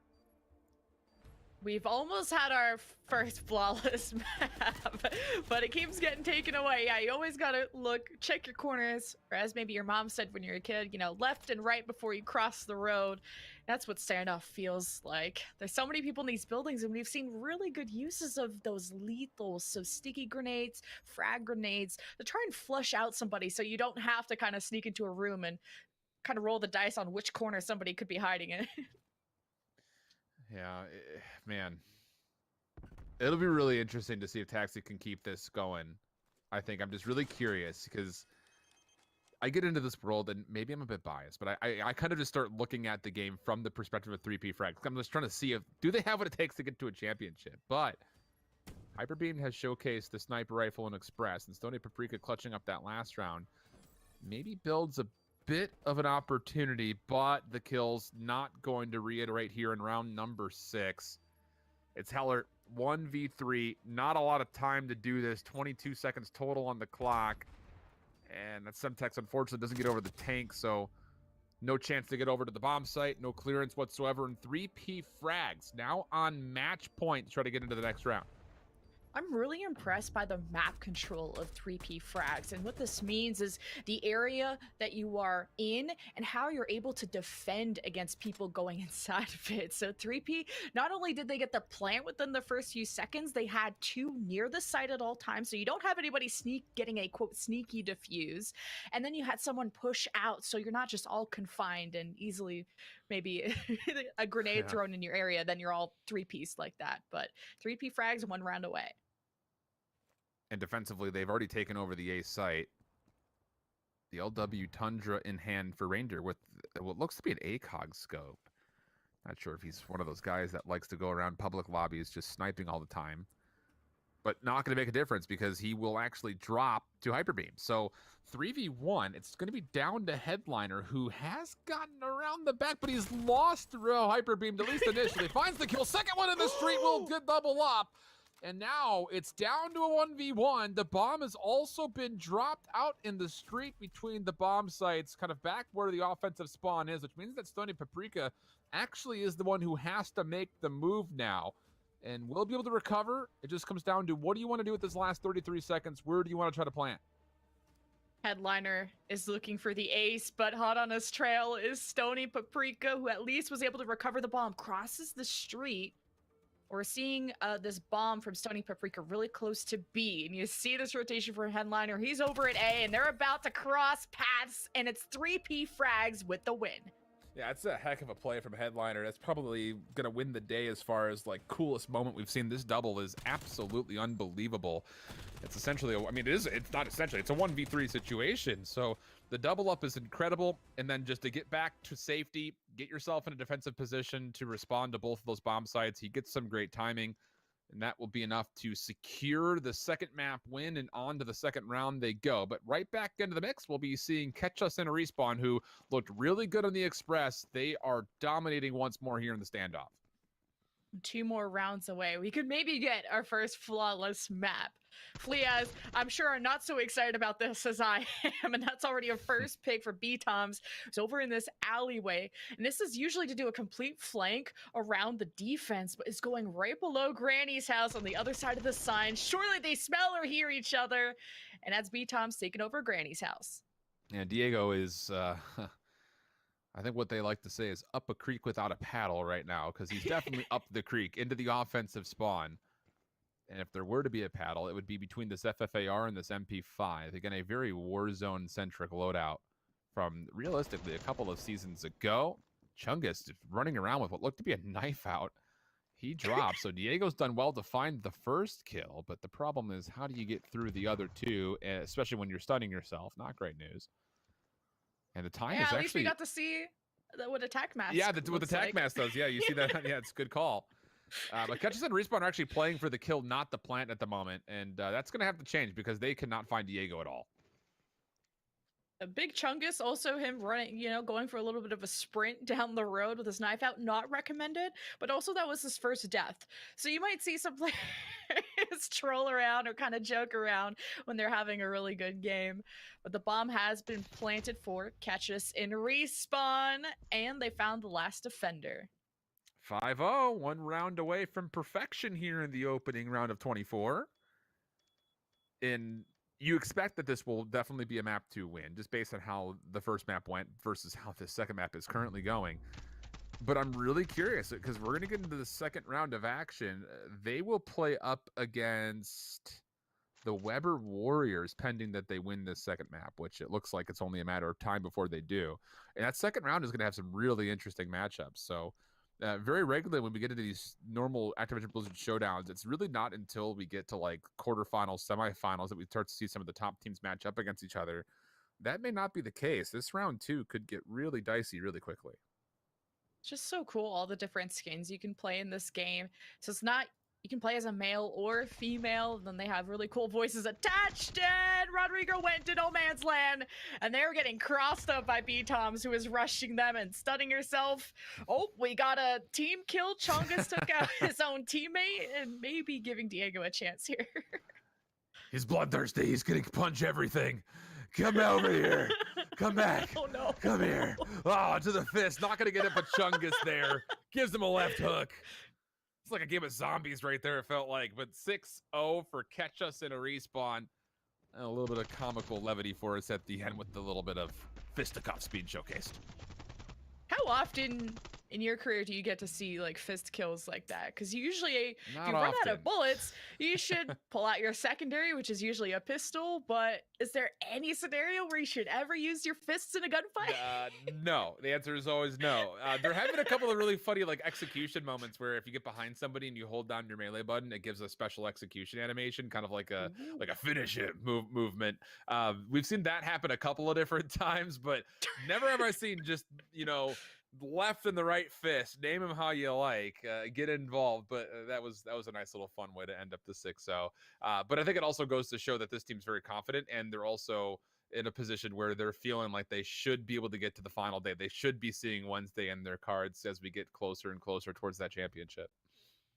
And let us know in chat if you have any questions, or you can just follow along in the conversation. Send us all your hot takes, players you're cheering on for, using the hashtag #TheCanClassic, CANNES, on Twitter, and also adding Active Blizz Media. We're going to be dropping little fun facts, little statistics that Activision Blizzard Media has been researching. So next time you see somebody in person, you can kind of share some fun facts, make yourself look really smart. People love statistics. Especially if you're my dad. I feel like my dad's got like the most amount of useless knowledge ever. It's just like, we'll be passing something like in the car. He'll be like, you know that this is that? I'm like, what? Yeah, this is, little fun, little silly statistics. That's like his bread and butter. That's where my dad really rules the day. If there's ever a trivia competition for who knows the most amount of useless information, he could be like top contender, like Ken Jennings style of that, if that was like a Jeopardy for useless info. Everyone thinks they could do Jeopardy up until they're at Jeopardy, but here's your bracket. We are just waiting for the first round to finish up, and then we'll be going into our second round of matches where that has a different map set. I'll have to kind of check real quick. What do we have? We have for round 2, we have Raid, Moscow, and Express as that rotation. Oh, that'll be interesting. So, I mean, again, Raid is the other of those 3 maps that we were talking about that kind of were brought back and had a little bit of a reprisal here in Cold War. Moscow, much larger. Moscow and Miami. I think we eventually will see Miami. It's actually technically that's map 3 for this first round. That map is massive for 4v4, let alone 3v3. Moscow can be sometimes a little bit similar. So we will for sure see Moscow's map number 2 coming up in the second round.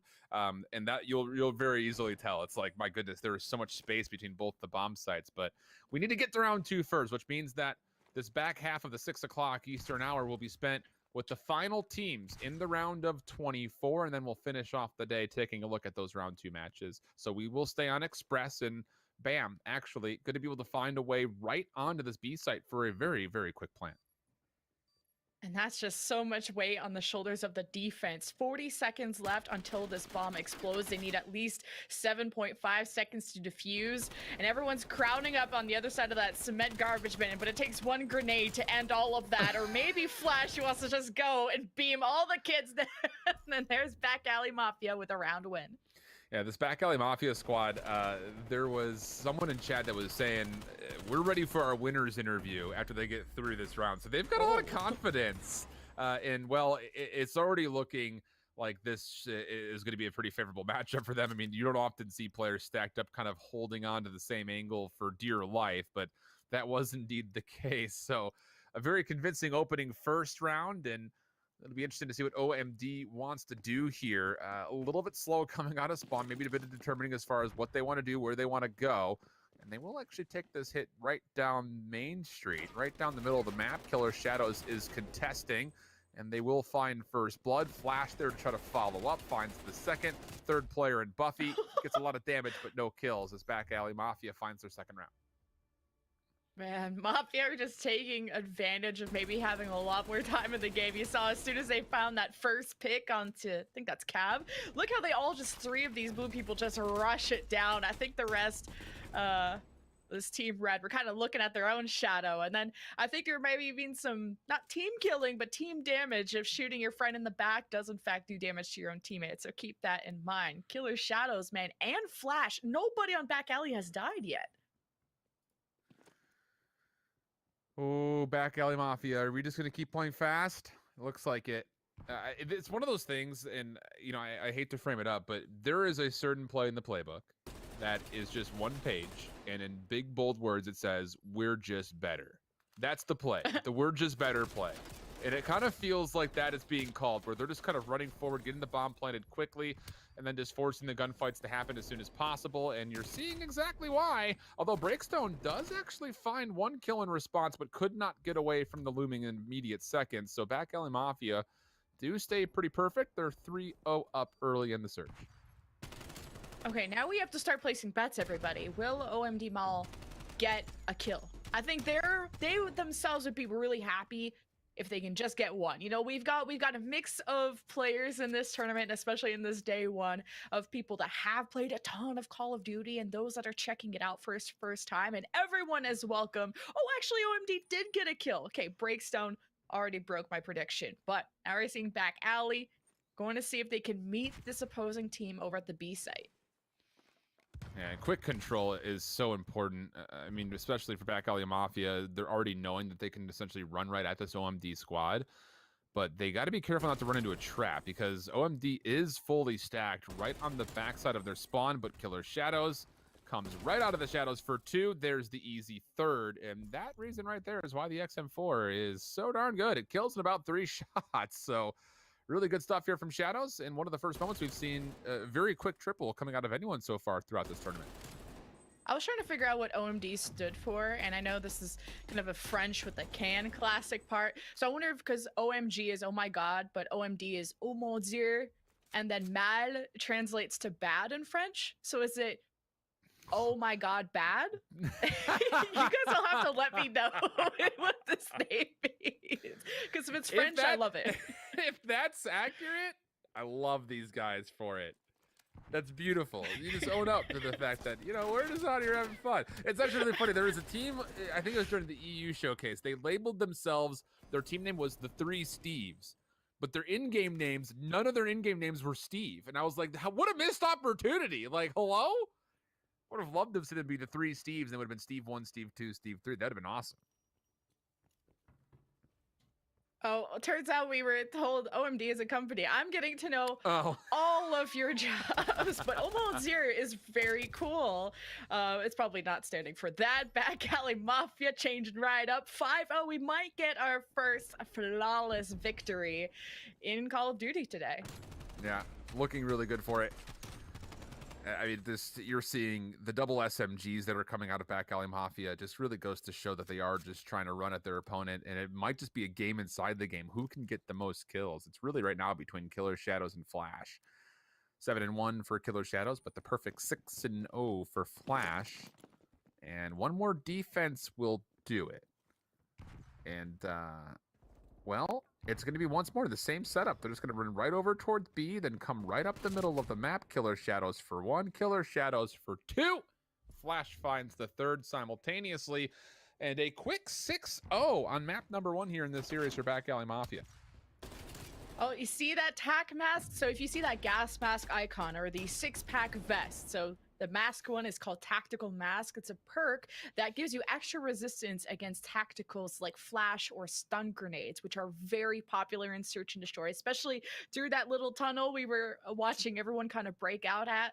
Then the flak jacket reduces those explosives, and then Ninja that reduces the amount of sound you make, because it's when you're kind of hanging out and you hear somebody running up behind you, most likely you'll turn around, but if you don't hear them, that's an easy advantage to get.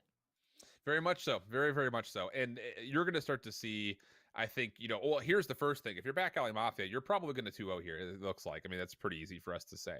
But your next round goes up against the Kings of it, who were one of our more recent champions. So this speed and this confidence, I'm really, really curious to see how quickly they'll have to adjust and adapt, because they're not going to be able to just run at TKOI like this, at least not by my expectations and anticipations. So I'll be really interested to see how they adjust when they start to play up against an opponent that is near the top echelon of what we come to expect here for the tournament at large. Because right here, this matchup, they can pretty much do whatever they want. We kind of saw the same thing happen with Catch Us in a Respawn, you know, going for, you know, little punches and stuff like that. We're going to be seeing that confidence quickly have to turn into who is actually comprised enough to get through some of these top teams. Because like we mentioned, that second round that's going to be coming up here, the last hour of the day for us, that is really where you're going to see a lot of those top teams get tested, or some of the top teams from the first round, especially, they will for sure be tested by some of the teams that had kind of a bye built into their format for their bracket. So yeah, I'm really curious to see how this end of the first day kind of winds down. So we go into our next match, OMD versus BAM, or Back Alley Mafia. Ooh, I kind of like BAM though. And we're back on Standoff, the second map of our rotation. Okay, Flash with the first pick. I see you. Oh, what's that? I'm sorry, you kind of broke up a little bit. Oh, I just saw Flash get a first pick. Oh, okay. Sorry. There we go. It sounded like you asked me a question, and like my Discord kind of like skipped for a second. I was like, oh god, did Jen just ask me a question? Because I didn't hear the last 3 words that you said. But no, it's good to know that I'm not completely leaving you out to dry. It's the speed that we're seeing. I mean, I don't want to say it so many different times. Back Alley Mafia is just running at OMD right now. And you're seeing that confidence really come through. But like I mentioned, when they go into their second round versus the Kings of It, they're not going to be able to just run at their opponents. Like, they're going to really have to get some setups into the mix. So I'm going to be really curious to see how they adjust as they move further into this bracket, which it looks pretty imminent. This time, though, for OMD, they are kind of very casually taking their time through the middle of the map. Well, that's trouble. Buffy, that's your teammate. I'm sure Kevlon not going to appreciate that. Leaves Breakstone by himself. Decent drop shot. The stun actually also connects, but Click really wants this gunfight. Going to be backed down by a Semtex, so the fight will reset.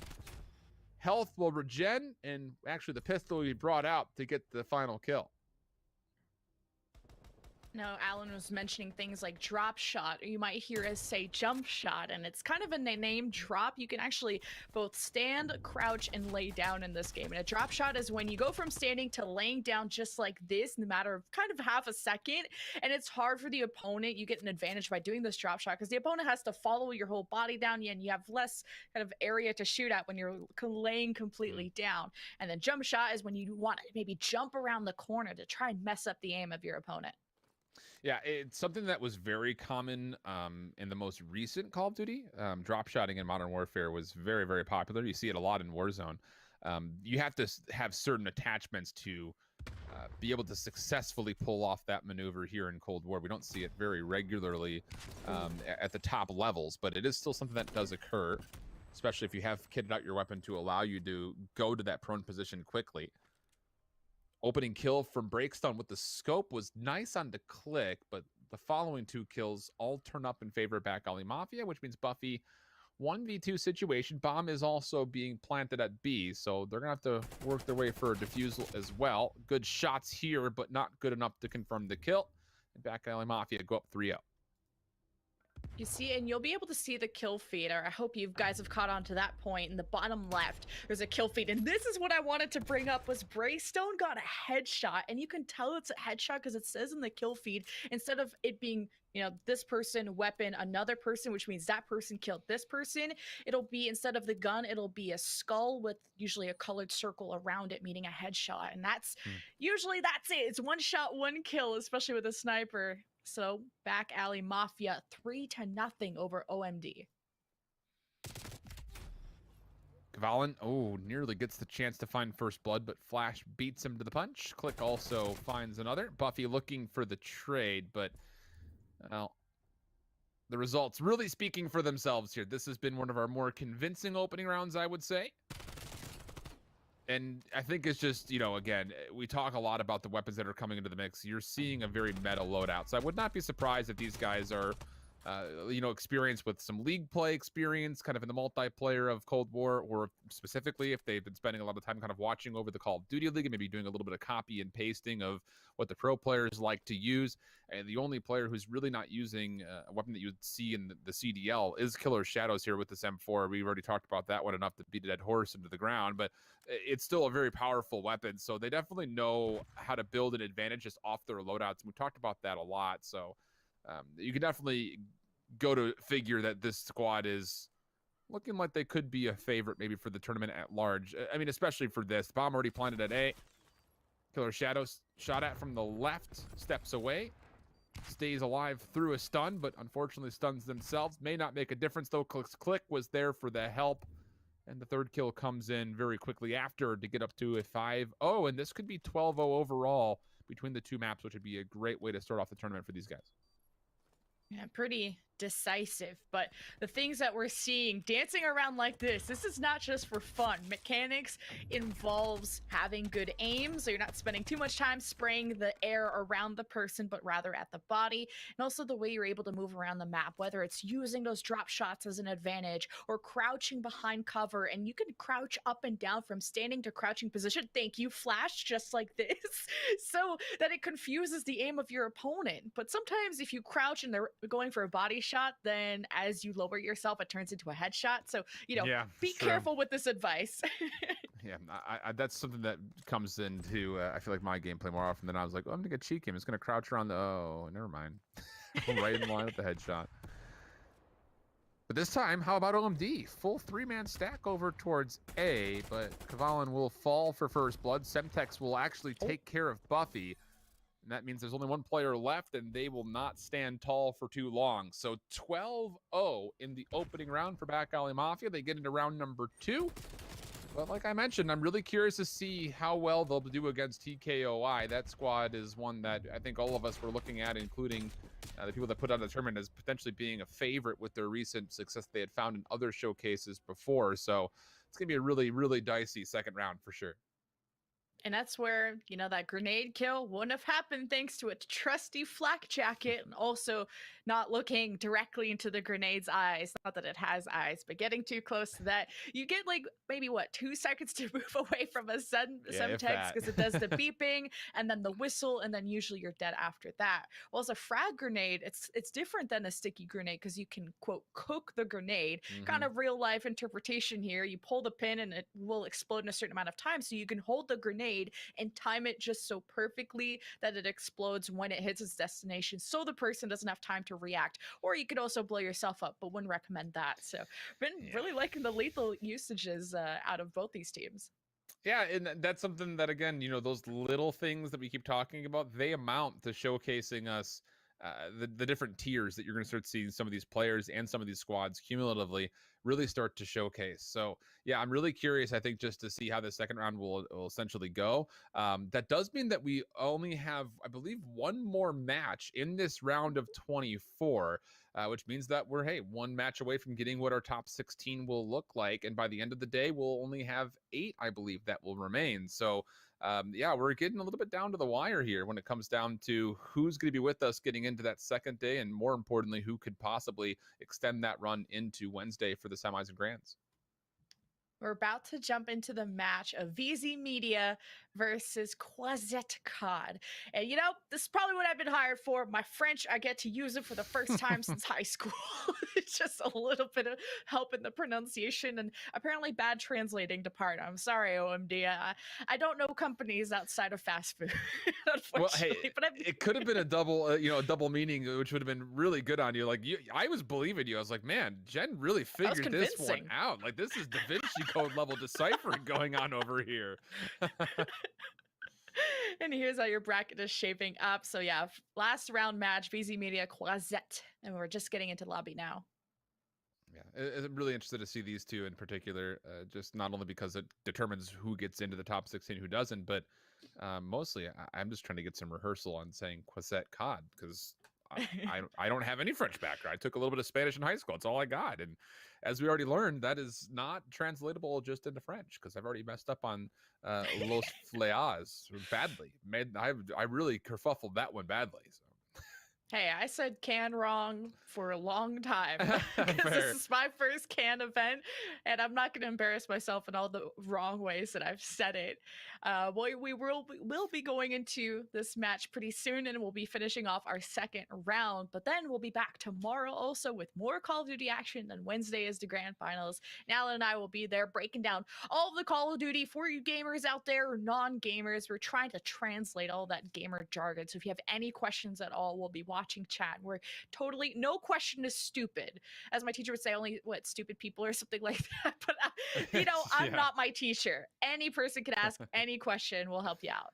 I remember saying that at one point in time, hey, there are no such thing as a stupid question. I forget what the context was, but then someone asked me, like, can we get a foosball table? And I was like, that is a stupid question. But you're stupid. At the same point, I was also selfishly like, I kind of also want a foosball table. Like, that sounds like fun. Yeah, so we're just waiting the lobby to get remade. And then hopefully we should be digging into, I think 7 o'clock is when all of the round 2 matches that are scheduled for today will start. A couple in particular, just to kind of keep your eye. I mean, we saw the bracket there for a moment. Team JKR and Farm Team, that one's going to be really, really interesting. Very excited about that one in particular. And I believe we do get that one today. So it will be really interesting to see those two square off. But we get into VZ Media. We've already seen Avli today. Is Avli ringing for 2 teams? Because Avli, I remember looking at that name, I was like, I don't know how to pronounce that. I'm just going to call them Avli. They're still on VZ Media here, but on the other side, we've got Preacher Pork Chop, Boom Chickaraka, and then Tangerine 131221. Love those names. All of them. Love all of them.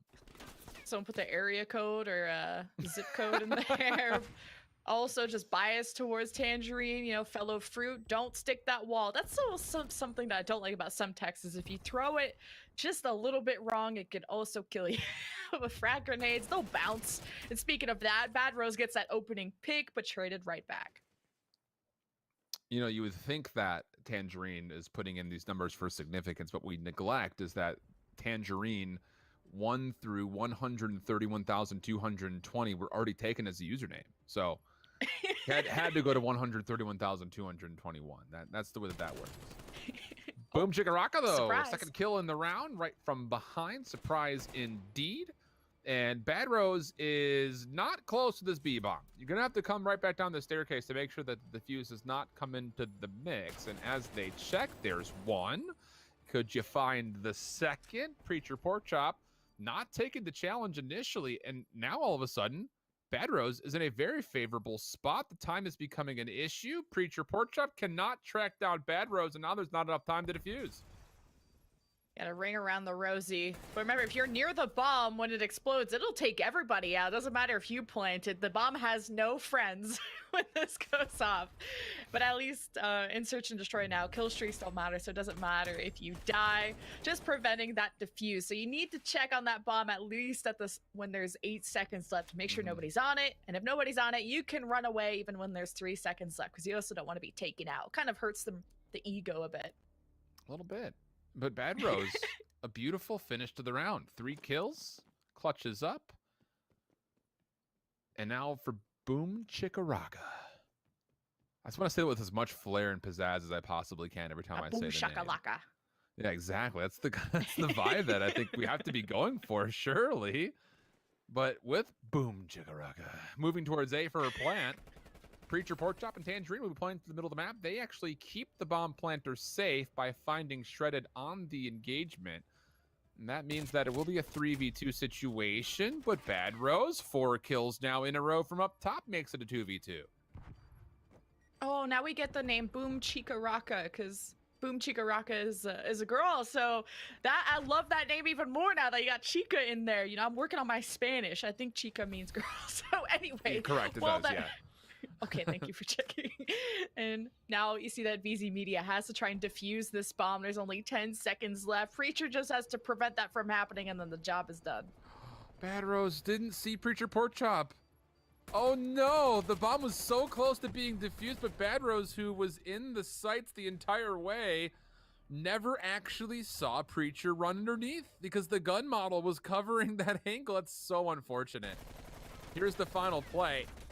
Preacher Pork Chop doing maybe more damage to the bomb than the player, but still finds the kill, and a little bit lucky that they were able to sneak underneath the scope of Bad Rose up top in the overpass.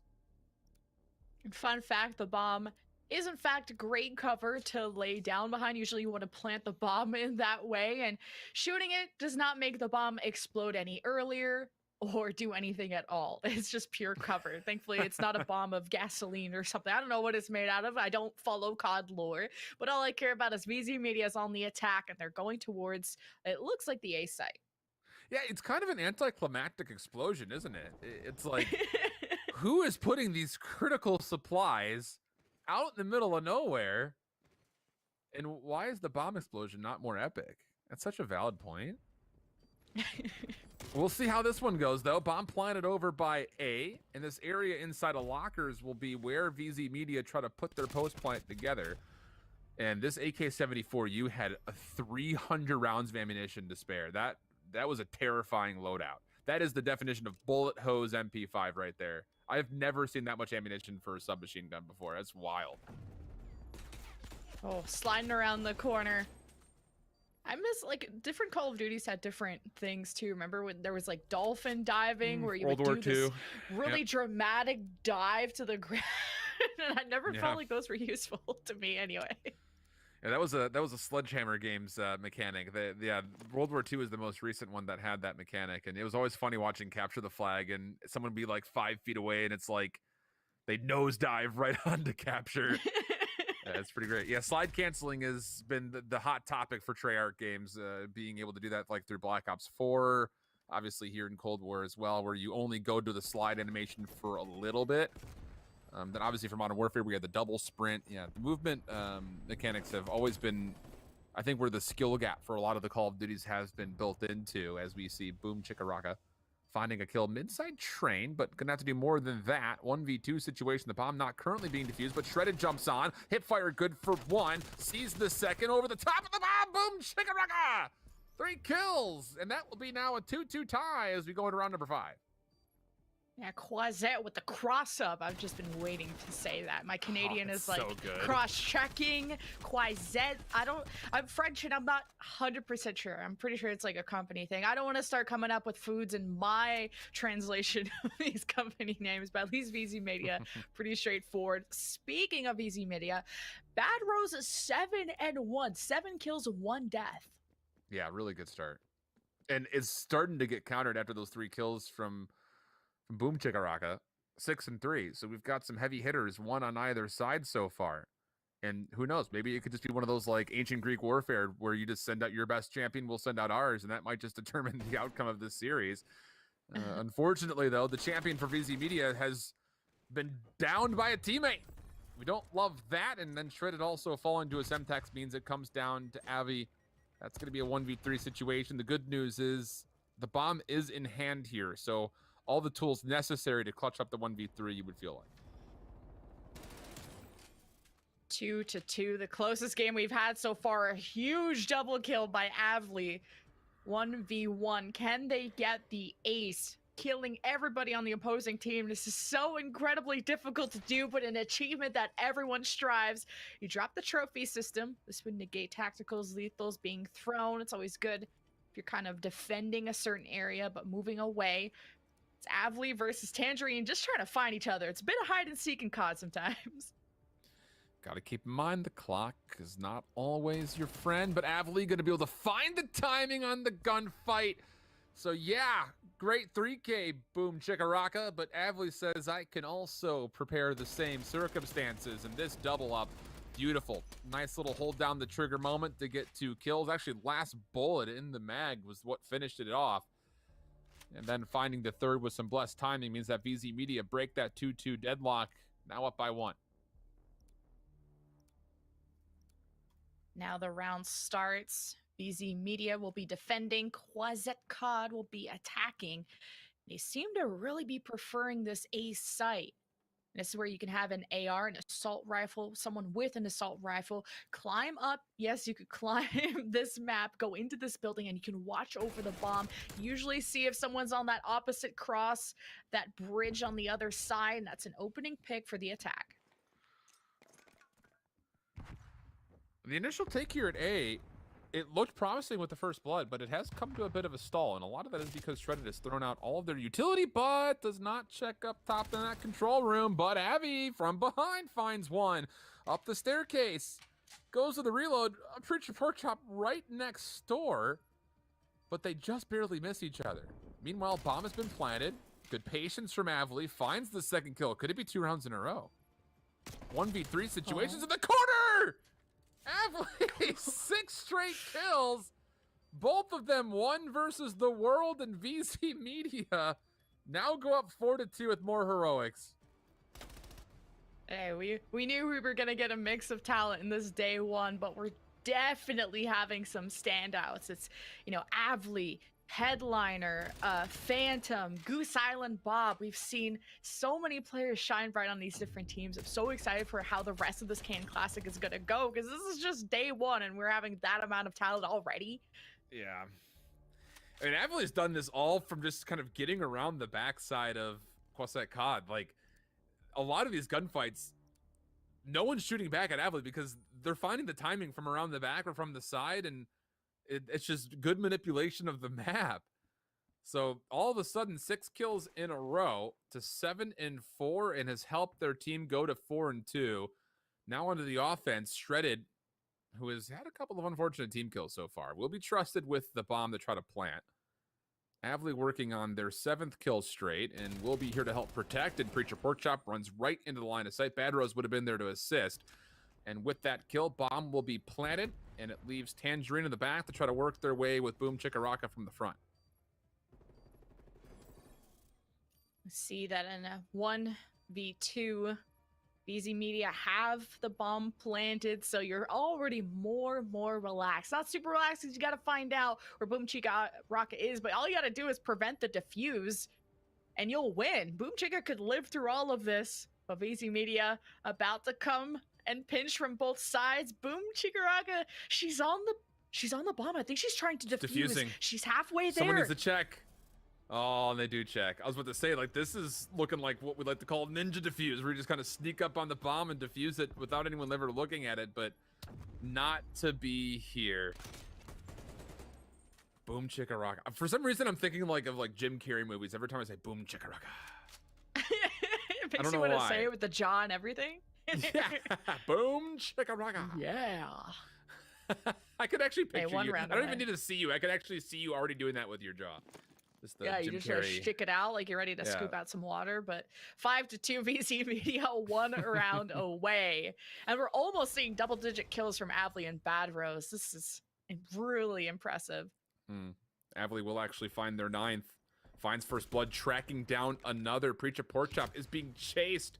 Will finally fall. So 10-5 for Avli. Boom Chikaraka. Going for the fuse, not going to be allowed to. VZ Media. It started off pretty tight, 2-2, but what is that? 4 rounds in a row, at least VZ Media, to get them to a 6-2 map win, and good participation for both Bad Rose and Avli to get to that moment. So VZ Media, Verizon. I was going to say, I don't know companies outside of fast food, but that one I know. And Quazette Cod represents, I think, LinkedIn. So I got to get me back on LinkedIn and update my profile now that this is reminding me to. But all of these players in our tournament come from all these different types of companies. And we hope that you're enjoying the Can Classic so far. And hopefully you're letting us know how good or bad either the players or how we're doing using the hashtag the Can Classic on Twitter or adding us at Active Blizz Media. Yeah, it's going to be really fun, I think, just generally speaking, to see, how these teams progress. That's really, I think, we're just getting our feelers out there for this opening round, really for the opening day, I guess I should say. We're trying to pick out who could potentially be favorites, give you someone to watch for, at least maybe an individual, because MVP voting is going to be really taking over the conversation tomorrow. Again, going into that 3rd and final day, it just comes down to the wire. I mean, there's going to be a lot of decent teams. I feel like normally when we do these showcases, we usually, by the end of the first day, it's like, okay, it's going to be one of these 3 teams to win it all, probably.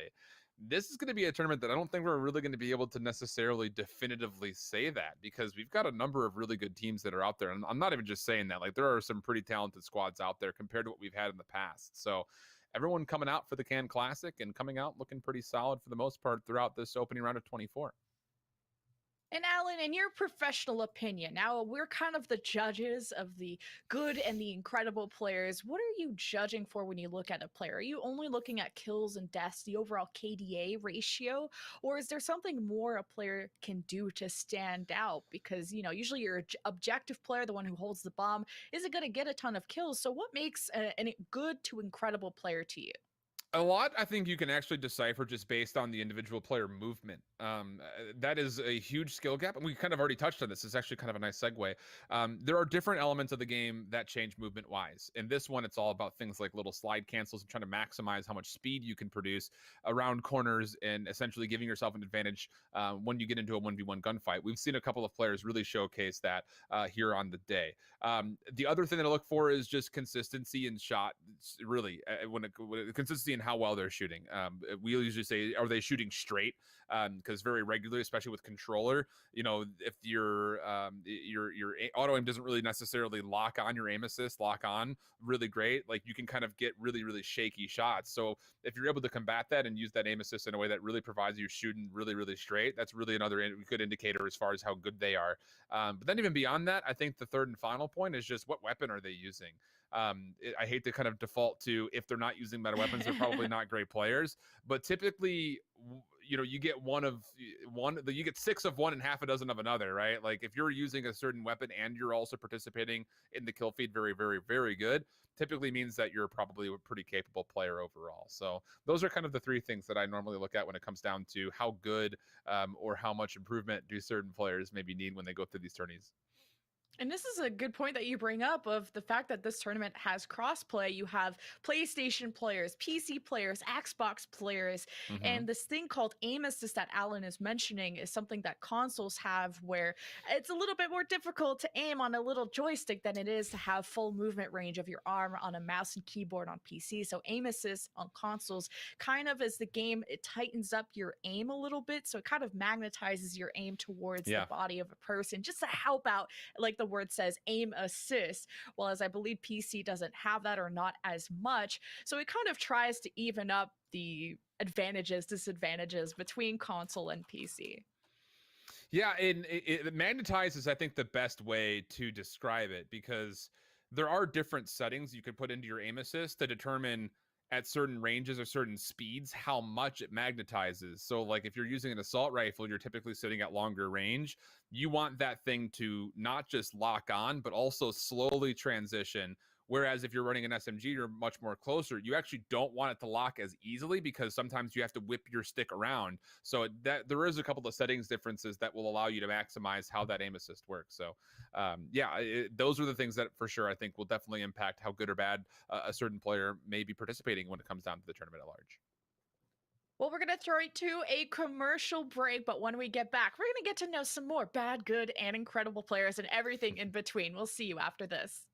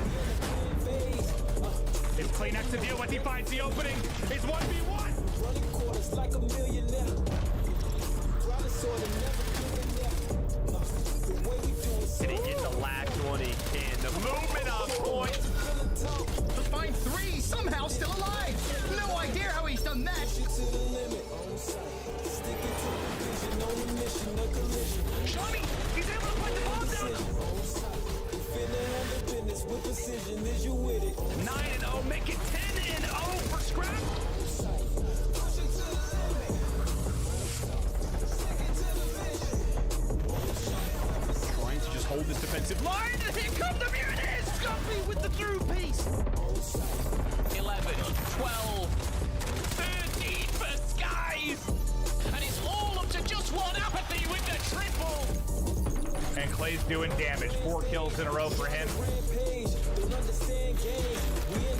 His accuracy finds 2, make it 3. Octane, unbelievable shots from the young man. LaRue with a knife, he gets it. Method sticks it again.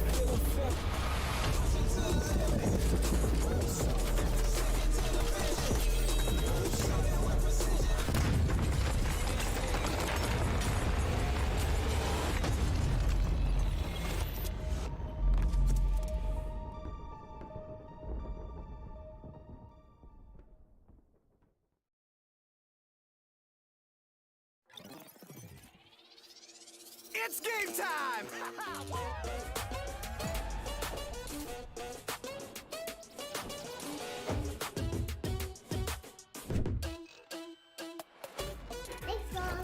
They're just as sweet as candy, aren't they? Okay, I got this. I'll give you a hand. Well, not really, because I am a hand, and hands can't have hands. But I can change the game. Swipe and color bomb. Look out! She cracked the candy code. You are an ace, bro, but your style game needs a level up. I think some upgrades are in order. I always carry a spare. Let's go! Wampa! You won't find these in aisle 5. Ooh, careful. They bruise easily.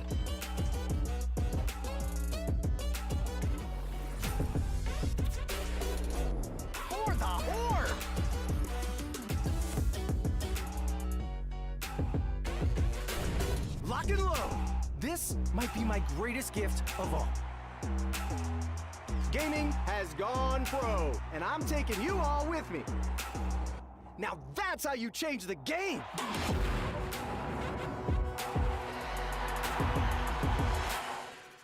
Head on with it, people. This tournament's not gonna win itself.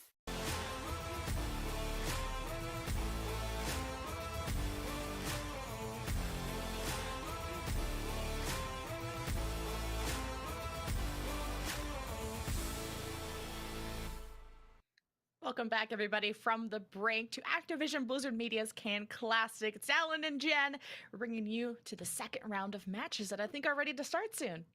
Yeah, it's going to be really fun. Again, I have a couple in my mind that I'm looking at, sitting there saying, ooh, we're about to find out today, because there are some really good looks at some of the squads out of the opening rounds, and a lot of the favorites that are returning teams actually got instantly inserted into the second round. And we're going to have a battle here of some of the sassier team names. We've got Sass is particularly one of them, slaying as a service, going up against the adjective animals.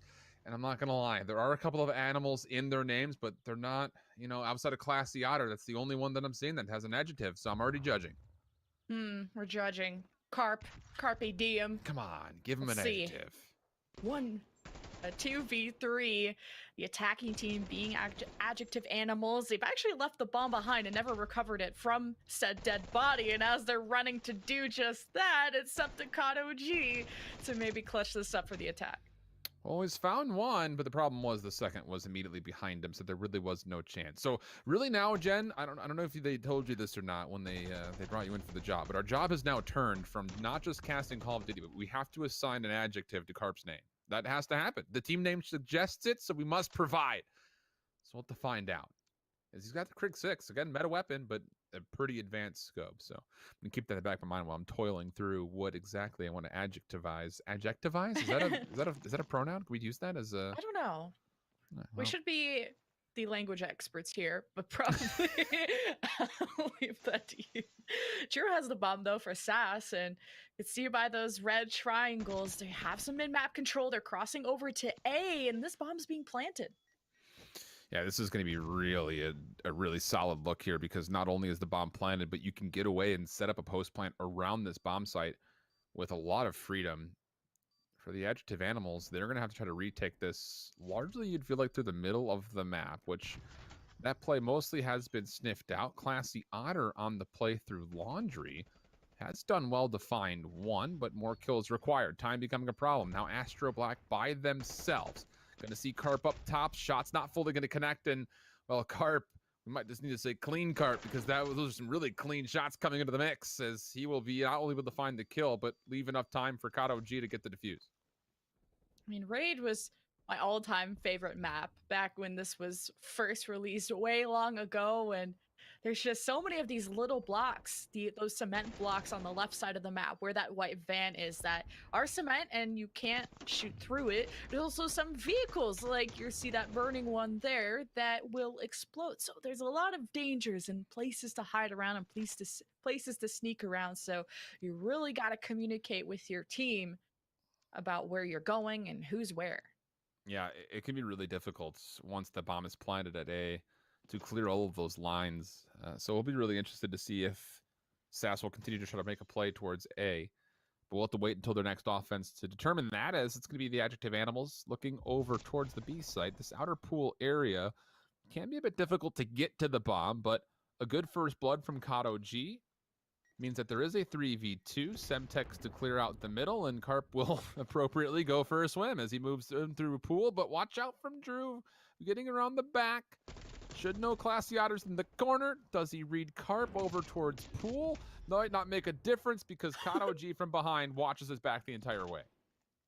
Yeah, that water is pretty damn clear, so you should be able to see somebody, I don't know, sneak up against you. There's a tactical mass coming into play, reducing the effects of those flashes and stuns and turns and burns on Kato G. So it's Carp versus Astro for the 1v1, and adjective animals still have to plant.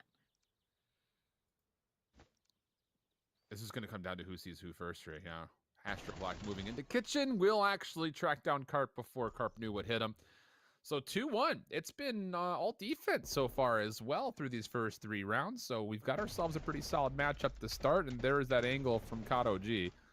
Just right up the top. Never was really checked. So that actually provides him not just 1, but he actually got 2 kills on the round. So good stuff from Kato G. Yeah, if there was any map that I'd want to live in, it's Raid. I mean, look, you have a garage full of nice cars. You have one of those infinity pools, you know, minus the dead body that we did just see in it. I hope that doesn't come with that. And look at all this plant stuff. You've got a tree in the middle of your house. That's pretty cool. And what's not so chill is Astro going down in that mid-map engagement. We're seeing a plant go through for SAS, and Adjective Animals are more concerned by trying to prevent this, but the smoke, I think, obscured enough for SAS to get it off. Yeah, it's going to still lead to a 1v2 situation for I got the juice. What kind of juice you got there, brother? Is it orange juice? Is it apple juice? Not going to make a difference. Kind of, what is your favorite kind of juice, if you were to pick any Orange kind of juice? Okay, I feel like that's the healthiest one, right? Okay. I don't know if that's true, but I feel like I would be believed if someone said like, yeah, orange juice is the most healthy type of juice. Be like, oh yeah, that makes sense. I might be showing my boomer, but I also hear gamers say, I got the juice. And I'm not sure if that's like, I got the tea, like I got the gossip to share with you, or I got the juice, like I'm really good at video games. I always hear people say, I got the juice, and I'm not really sure what juice they have. Yeah, so the only thing that I might be boomer status. I'm actually glad that you admitted to this first, because I wasn't about to say that I didn't know what it means, even though I don't know what it means. But when people say like they're juiced, it's like they're pumped. Like I'm juiced up, man. Like I'm ready to go. And I'm pretty sure that's like a derivative of like, I don't know, like I don't know, taking supplements and stuff like that. I don't know, but this guy's got the juice. You're pre-workout. He did in that last round. The 2-2 though, back into the mix. Carp is on 3 in a row, and very well could find the 4th for free. Now this glass will make noise if you break it, but instead Carp goes over the top and nearly gets punched down by Astro Black, but still finds their 4th kill. And now it's just down to I got the juice, and this timing, it's so good. Able to find the kill just before the bomb gets planted, and sliding away gets us to a 1v1. With the pistol? In my Call of Duty 2021? Oh my God. If they would have done it nasty though with the pistol, I would have freaked out. 3-2, Adjective Animals only up by 1 round. Yeah, those burst pistols is like a Treyarch specialty. I mean, this is like every time we get a Treyarch title for Call of Duty, anything that's Black Ops related, there is a burst pistol that is just absolutely disgusting, and the Diamatti is 100% that guy when it comes down to the pistols here in Cold War that find themselves in competitive. So it definitely is viable. I mean, I would prefer the harder hitting AR in that circumstance, but Juice nearly able to pull off 2 kills, and maybe a bit overjuiced here as he does actually shoot right into the back of Drew. That will not be good for the numbers as SAS now have to play the rest of the round 2v3. Yeah, a little backstabber there. That's why you kind of only send someone one person mid, just so you don't have these oopsies as Magic Carp. We're feeling pretty magical. Kind of just rush through mid, finish off that last person. Now a 2-round advantage for Adjective Animals. A2 Brute, aka A2 Juicer.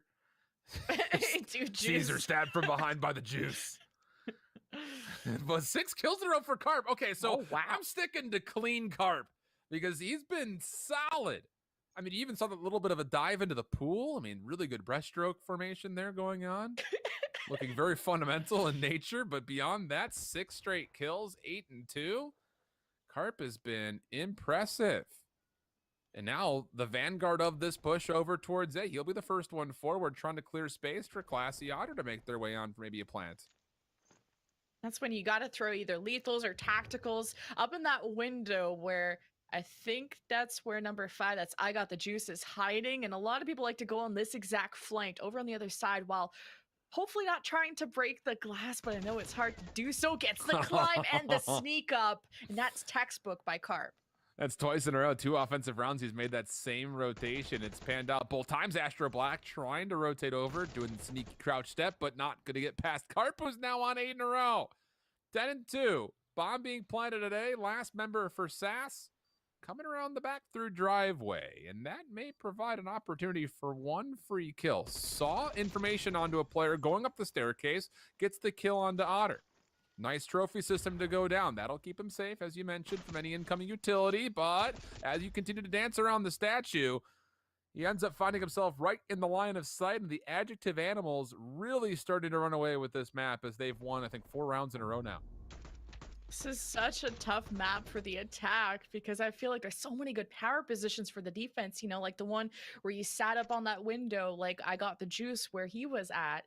And then the attack have to go through all these little cement blocks. There's not a ton of cover except if you lay down behind the bomb. And then you want to hopefully win that gunfight over on mid, whoever's in kitchen, and then that back kind of plant area, that middle map engagement. But we're maybe seeing some action over at A once again as Sass, aka Drew, has the bomb. Yeah, and Classy Otter, you saw his little triangle light up a little bit. That does mean that he is taking some shots. He was able to actually push back a couple of those SAS members. So now they feel a little bit stuck in this driveway. And again, the optic being used is not a close range optic, but it doesn't make a difference. Classy Otter finds the first kill, able to sidestep away from I got the juices shots underneath the van, but unfortunately runs right into Kato G, but the kills still come through evenly, and then Carp up top.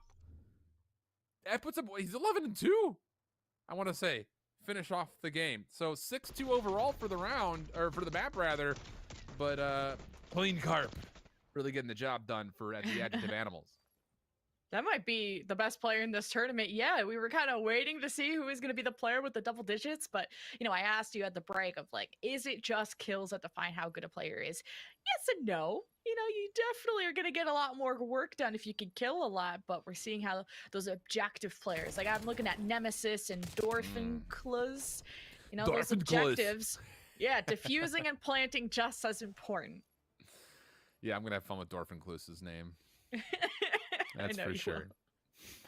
Nemesis and 1D in a 1v1. Nemesis has to play for the defuse, and that's where the problem comes into play. Playing over by the money window allows a very easy look at that post plant. And okay, I'll tell you this much. 1D, he's someone to watch out for. Yeah, you can kind of just tell based on how he's going in and out of the ADS that he knows exactly what he's doing. So, I mean, again, I have to say, you know, for Carp, good statistics, but you put him in a 1v1 versus a player like 1D, I can just tell off of 10 seconds that 1D wins that battle 9 times out of 10. He looks like he's absolutely cracked, and he's got all the optic Chicago camos. Yeah, he's got the favor and the flavor for that matter. When he's got the esports skins on, you don't mess with that guy, that's for sure. Yeah, that's for sure. ADS stands for aim down sight, by the way, how fast you can go from running to aiming your gun, which the speed of that can really define if you win or lose an engagement, especially if you run around a corner like this, someone's there, and the hip fire, I mean, there's a lot more spread to your bullets, and when it's not as precise, you're probably not going to do as much damage. But look at this long flank by Deeg. Oh my god. Yeah, this is going to be bad news for Keelix.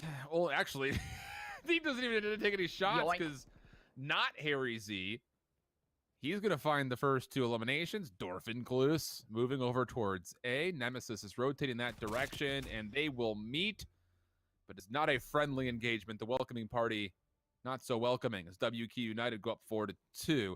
And I'm not going to lie, just based on these shots from not Harry Z, I mean, this is a good first kill. But this second one, oh yeah, smoked them. I'm surprised they've even dropped 2 rounds. So it'll be interesting, I think, just to see if Keelix can find a way to replicate wherever they found their success as we were jumping in. And just looking at the scoreboard, I have to imagine that you would look to Nemesis first and foremost to try to be part of that replication. Just the fact that you're allowed to go on a long flank like that can really mess you up if you're the attack. You cannot let the defense do that. Just because of the exact example we saw, you're sitting around waiting for the right moment to plant the bomb. You're playing really passive, and someone comes on a flank and kills the whole team. It's really unlucky, but seeing the attack of WQ United going towards A, that plant going down soon for Dorfinclus, and the only one who's going to see anything is GQ. Doctor gets shut down from crossing mid. Yeah, really good gunfight win for not Harry Z. Deeg finding one more backside of laundry means it's just down to Nemesis. 1v3 required, and almost got a chance at the first couple of shaky shots in the mix, but clean enough to get the kill, and with that, earned the 5th round. So a good start here, and you have to remember that, again, same map set means we'll be going to raid for our first map here, but then Moscow will be our second, and we'll talk more about that when we eventually get a look at it. But there is a lot of differentiating kind of environmental play that happens around a map like Moscow, not only because it's so big, but also because there is a little bit of elevation, but not nearly as much as what you see in the play for like Raid, for instance, or even with Express. A lot of that elevation is kind of linear in the way where you're not just immediately over the top of somebody. It's kind of like, you know, rampways and staircases to get you to certain positions. So we'll see how that unfolds. Speaking when we of get those there. positions, yeah, like you saw Nemesis just be able to run through all of A site, gets picked. And I think the bomb went down for Keelix. Maybe GQ got picked from mid as they were putting it down. And a very easy defuse for WQ United will give them this map win in the best of threes. We'll go into Moscow next. But this also defines, after Moscow, if you're moving on to day 2 of play. Yeah, it's going to feel bad to say farewell to some of these squads, but we must do it. The format requires that we do punish those that do not win.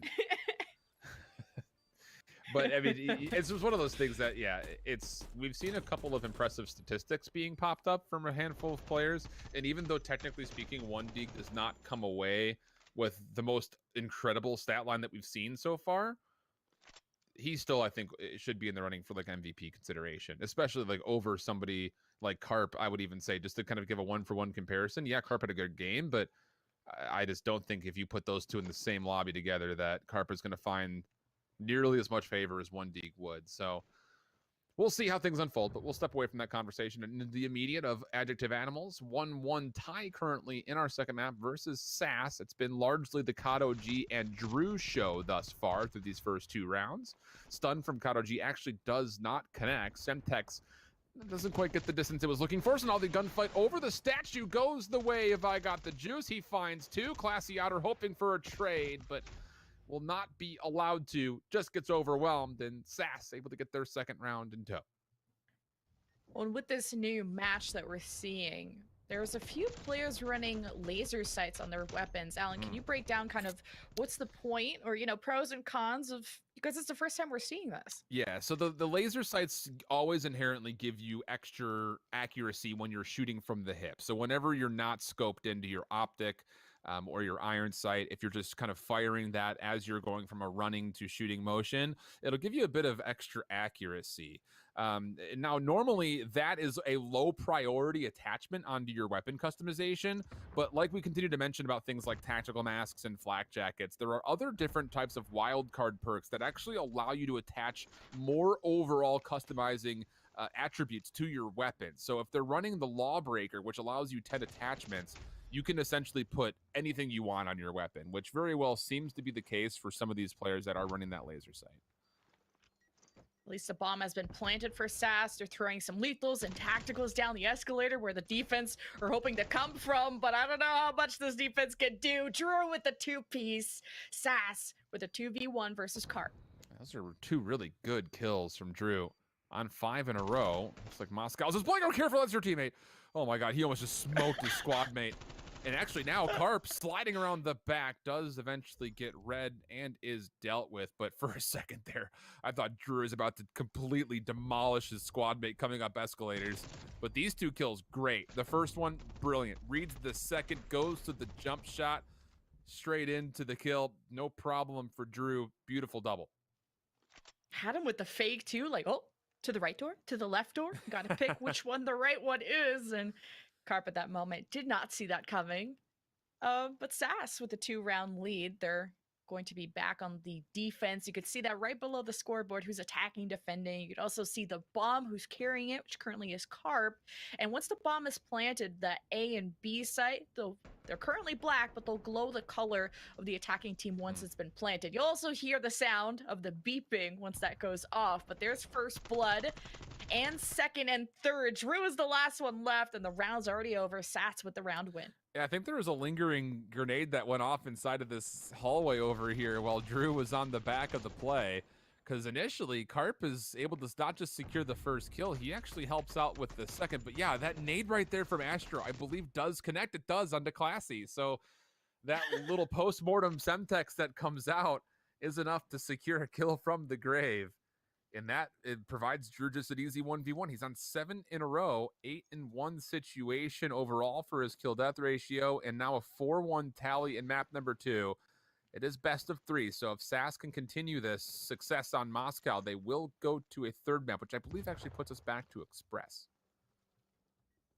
And just A site being the very popular one on there. And what makes a bomb site more popular or not is how easily accessible it is to the attack, how you can defend it, and how less much of an advantage the defense has. And early bomb plant trophy systems place, meaning it'll negate any tacticals, lethals thrown their way. And SAS, the time is on their side, and so are the kills. Oh, looking great from the side of SAS. This feels so uncharacteristic compared to what they just did in the first map overall. But something that we didn't really get to see them in their first round of 24 matchup. But outside of maybe a couple of rounds, they looked really confident and really, really good, at least when they were playing up against BDA. So for them to come out on Raid and not put up too much of a fight versus Adjective Animals felt a little bit weird. And maybe that's just not their map, because here on Moscow, they're running through Adjective Animals. I mean, this has been really, really good, and a lot of it has come off the performance from Drew. He's 10-1, 9 kills in a row, and one more round will send them to a map number 3. A 9 streak from Drew, so nasty.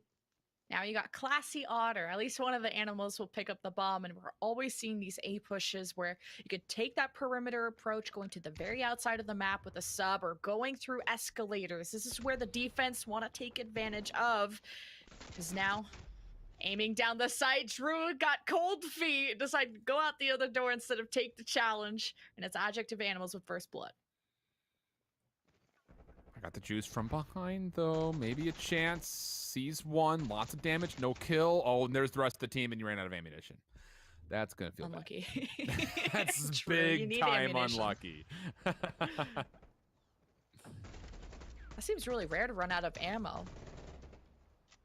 It's one of those things that, again, like coming off of Warzone loadouts, it's not nearly as common, obviously, because you usually throw a magazine attachment on that gives you like 40 or 50 rounds. But in multiplayer, you don't see that all that often, because typically speaking, you're just running an optic, a foregrip, a muzzle, and something on the stock, and that's about it.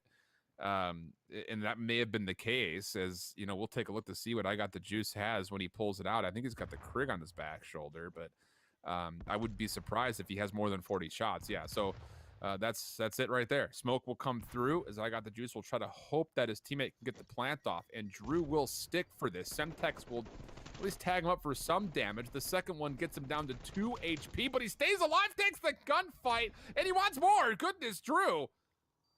2 HP challenges, wins one, nearly gets the second, but the Adjective Animals fighting back, respond with the kills, and it's all down to Astro. Classy Otter in the back, able to find the kill as Astro never even fired a shot.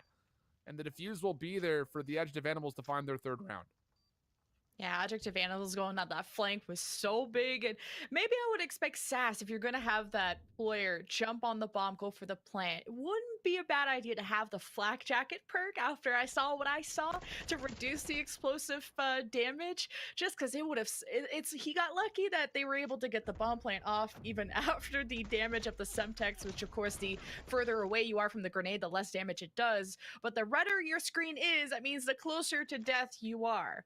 Yeah. So you can regenerate health if you take a second to chill. That's why I think you suggested him to chill out a little bit around the corner before taking that other engagement. But just keep that health regeneration in mind, everyone. Yeah, it does take, it feels like a while, but you'll very quickly see why people will wait. Just because 2 HP challenges like that, not often going to go your way.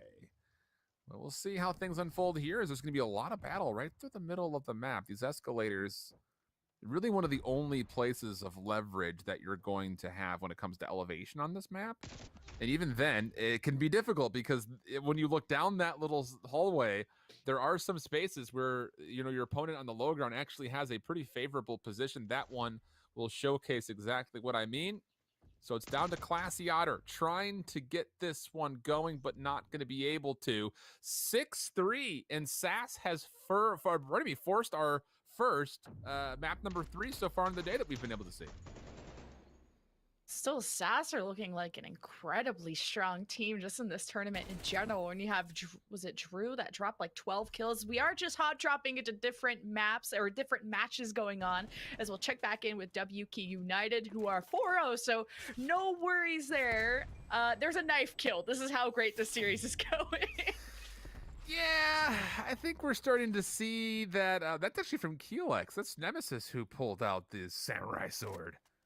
He went hibachi style with it, but wasn't able to confirm the full round. So 7 kills now for Not Harry Z. That's impressive. 9-1 overall through 4 rounds. Means he's averaging a little bit over 2 kills per round, which is about the extent that my math goes to, by the way, Jen. Don't ask me to do anything more than simple math on the air. But 9-1 is very good. 1Dig still looking to get aggressive. Does not like the look of this gunfight, so hits the deck. And hopefully he'll have a little bit of help to stay alive throughout whoever challenges him next. Okay, 3 versus 3. Bomb still not down, but you see, whoever that was laying on the ground, yeah, your Dig was in a heat of trouble when there was somebody in the window looking at him and thought he had the first shot onto GQ. But GQ wins that one out, but the bomb still has been playing for WK, so maybe they can still pull this out. Yeah, this bomb being planted is the best news right now for WK United.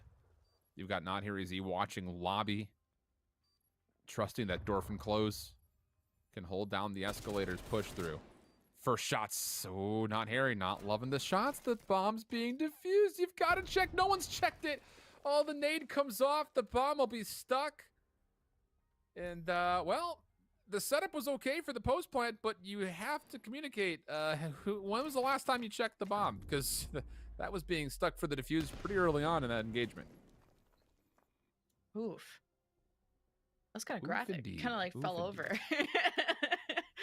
Shirt was dirty anyway. 4-1, WK United. Not Harry could get to those double digits. I'm waiting to see that. And we also saw a lot of pistol kills, some knife kills. Still, the WK United are having fun with this. Oh, for sure. And just in case that shirt continues to get dirty, there is some laundry in that apartment building right back there in B that you could, you know, either sub out the shirt or do a little bit of laundry of your own. Not Harry Z, just going to keep watching players run right into his sights. Gets the double, no problem for his 11th kill. And then the last one is Nemesis somehow is... It's like the hummingbird in the mine shaft right there. The canary in the mine shaft, whatever they say. But Harry, oh boy. Uh-oh. Oh, we're going to see it. He's going to execute. He's going to execute. Do it. Watch it. Do it's it. happening. Get there. You can do it. We have to show the audience. We have to teach them what it looks like. Ugh. Yeah. Wait. Oh, that was cool. I said no you. Wow. I'm speechless. I was like, wait, did that get reversed? But that means an ace and the execution for Not Harry Z. Holy cow. 1 round away until we end this map. Is he running the John McClane skin as well? It sort of looked that way. I've never seen that animation for the execution before. That was interesting. I kind of want to watch that I didn't see that one either. It was like, I don't know. I like that. It was cool. But 12-2 for Not Harry Z. And an opportunity, like you mentioned, just to put this away and get into tomorrow with 1 more round win. 1Dig moving quickly. Artillery Strike was hailed in.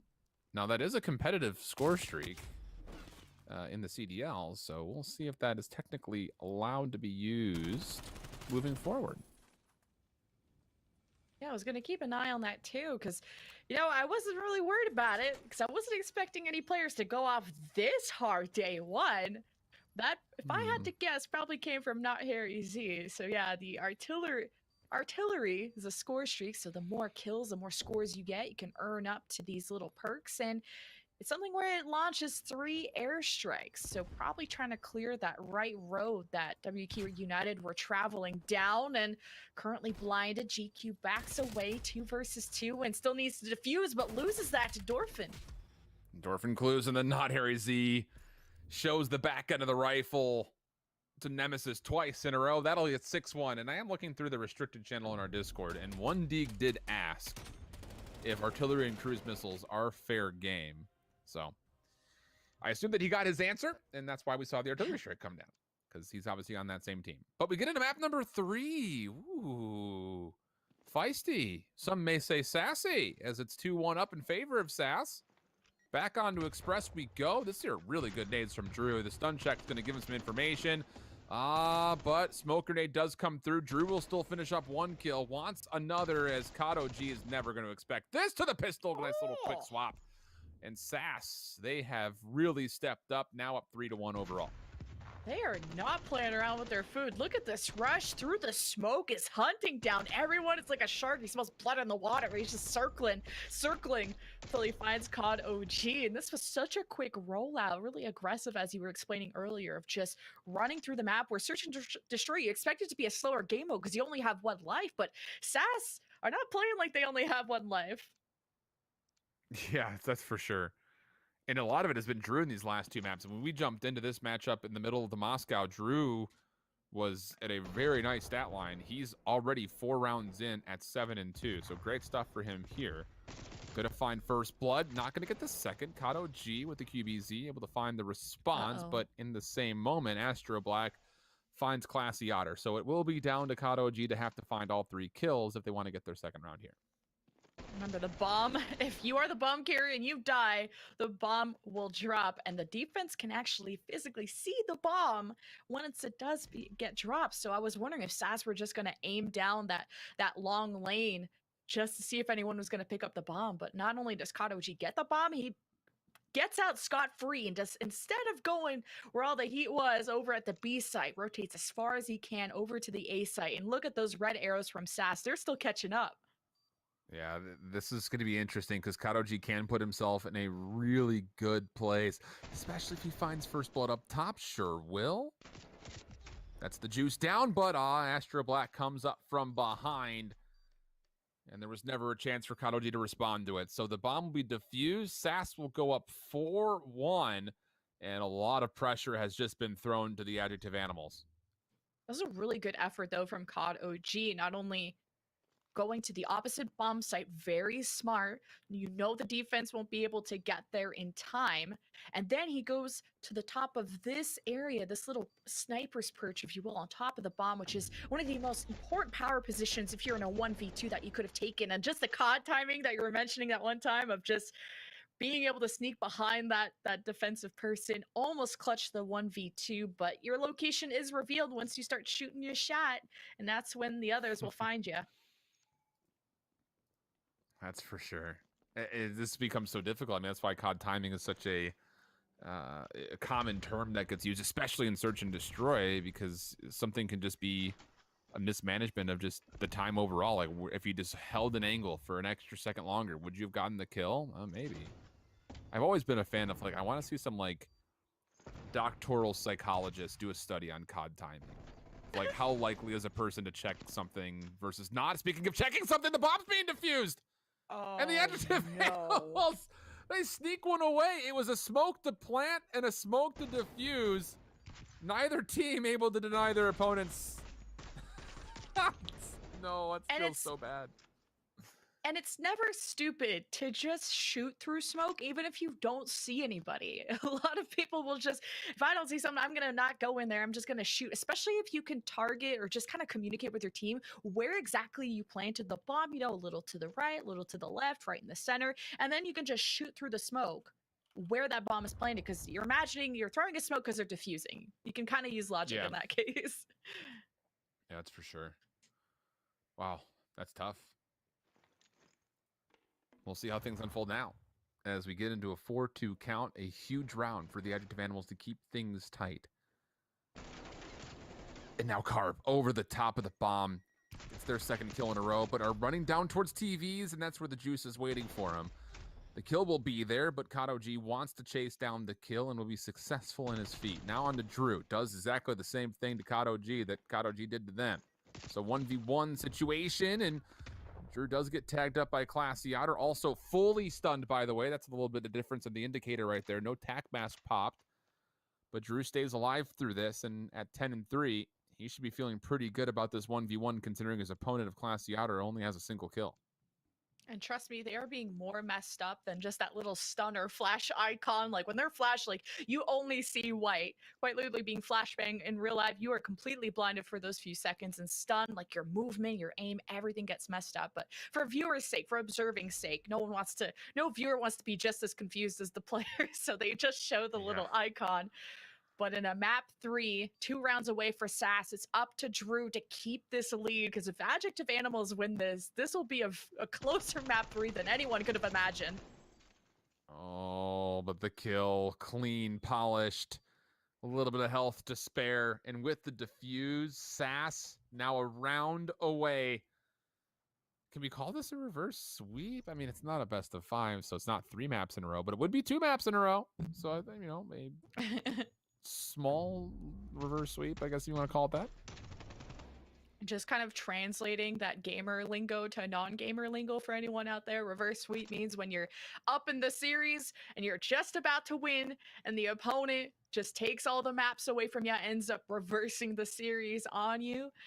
So sweeping not having to do with any brooms, unfortunately, but there is a symbol there. People do kind of bring brooms to light and stuff and be kind of bad manners like that. Again, smoke plant for Drew. You have to feel like they've learned their lesson. No way you let them just get a sneak defuse off, but Carp takes the challenge closely and wins a double. And then Kato G on the other side gets the third, but Carp, an incredible double. I don't even know if he really even got tagged in the engagement. He caught one out with a nade, and the second, I don't even know if he really took any damage. So clean little double kill. We'll see it, I'm sure, for play of the round here from Carp's POV as they keep themselves alive in the series. And it's important to mention, because now that we know score streaks can be used, sneaks up to 2 people in this hallway, easy cleanup for Carp, but giving also Carp the diffuse now that he's on a 2 streak can get him closer to maybe having a score streak, but just kind of also deciding who's diffusing is, I guess, a pro part of playing Call of Duty. Oh, for sure. Because that little bit of extra score, because it's in this game, it technically is a score streak. The difference is in some games you have to get a certain amount of kills, and others it's just a certain amount of score that you generate. So technically they're score streaks if you really want to, mince words, but typically a lot of the score you're going to be getting is by kills. So they're pretty synonymous in nature, but the extra little bit of score that you get off of getting a plant or diffuse does come into play. But will it make a difference in the end? That's the real question to consider. A couple of rounds in a row, and Adjective Animals will send us to a 10th round. And if you ever want to ask a Call of Duty fan the most stressful moment they've been through, it's called a round 11, when both sides are at 5-5, and it's the final round to decide it, because there's no draws in this, so it's winner goes home. But we'll see if Adjective Animals can force that round 11 now that they're on the attack. Or defense. Yeah. We'll see how things unfold here, because it's going to be down to, will they again allow Drew to just plant this for free? And they will. It's been the same setup, but you really can't be too confused by it. Smoke, plant. This time, Drew wins the gunfight into Classy Otter. So now Carp, 5 kills in a row. Good looking for 6. Able to, no, not quite finish off the juice. Down to critical HP. Kato G around the backside has done well to get this to a 1v1, but needs to get this diffuse off and is thinking about sticking for it. There it is. Oh no. Trying to get there, but the juice checks it.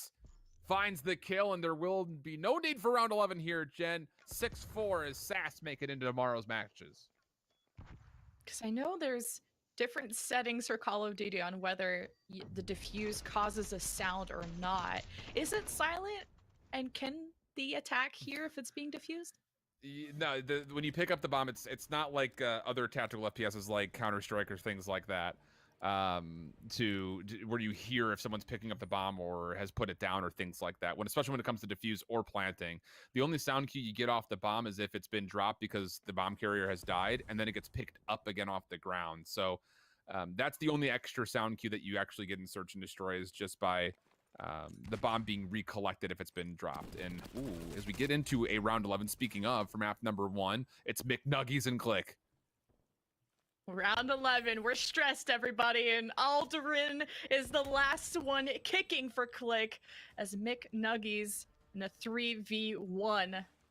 Just noticed we also went to another match, and Alderin was trying to swim and go with the fishes. He'll be sleeping with the fishes, because that's a round 11 win for McNuggies. Yeah, it's just Randerson is just looking around for where exactly has he gone to, and then, oh, hey, look at this. He's right underneath me. And the thing to keep in mind for Click was the fact that Phantom Nix had a absolutely lights out first game in the opening rounds, I should say, rather, and just came off with another 10 kills for the loss. So it'd be really tough to see him go down early. But here is a matchup that I was really excited to see. Hendrix, Camp Sniper Pete, and Beaumont for Farm Team. A favorite just based on previous experience in these showdowns. But for Team JKR, they looked great in their opening round. This should be a really good battle.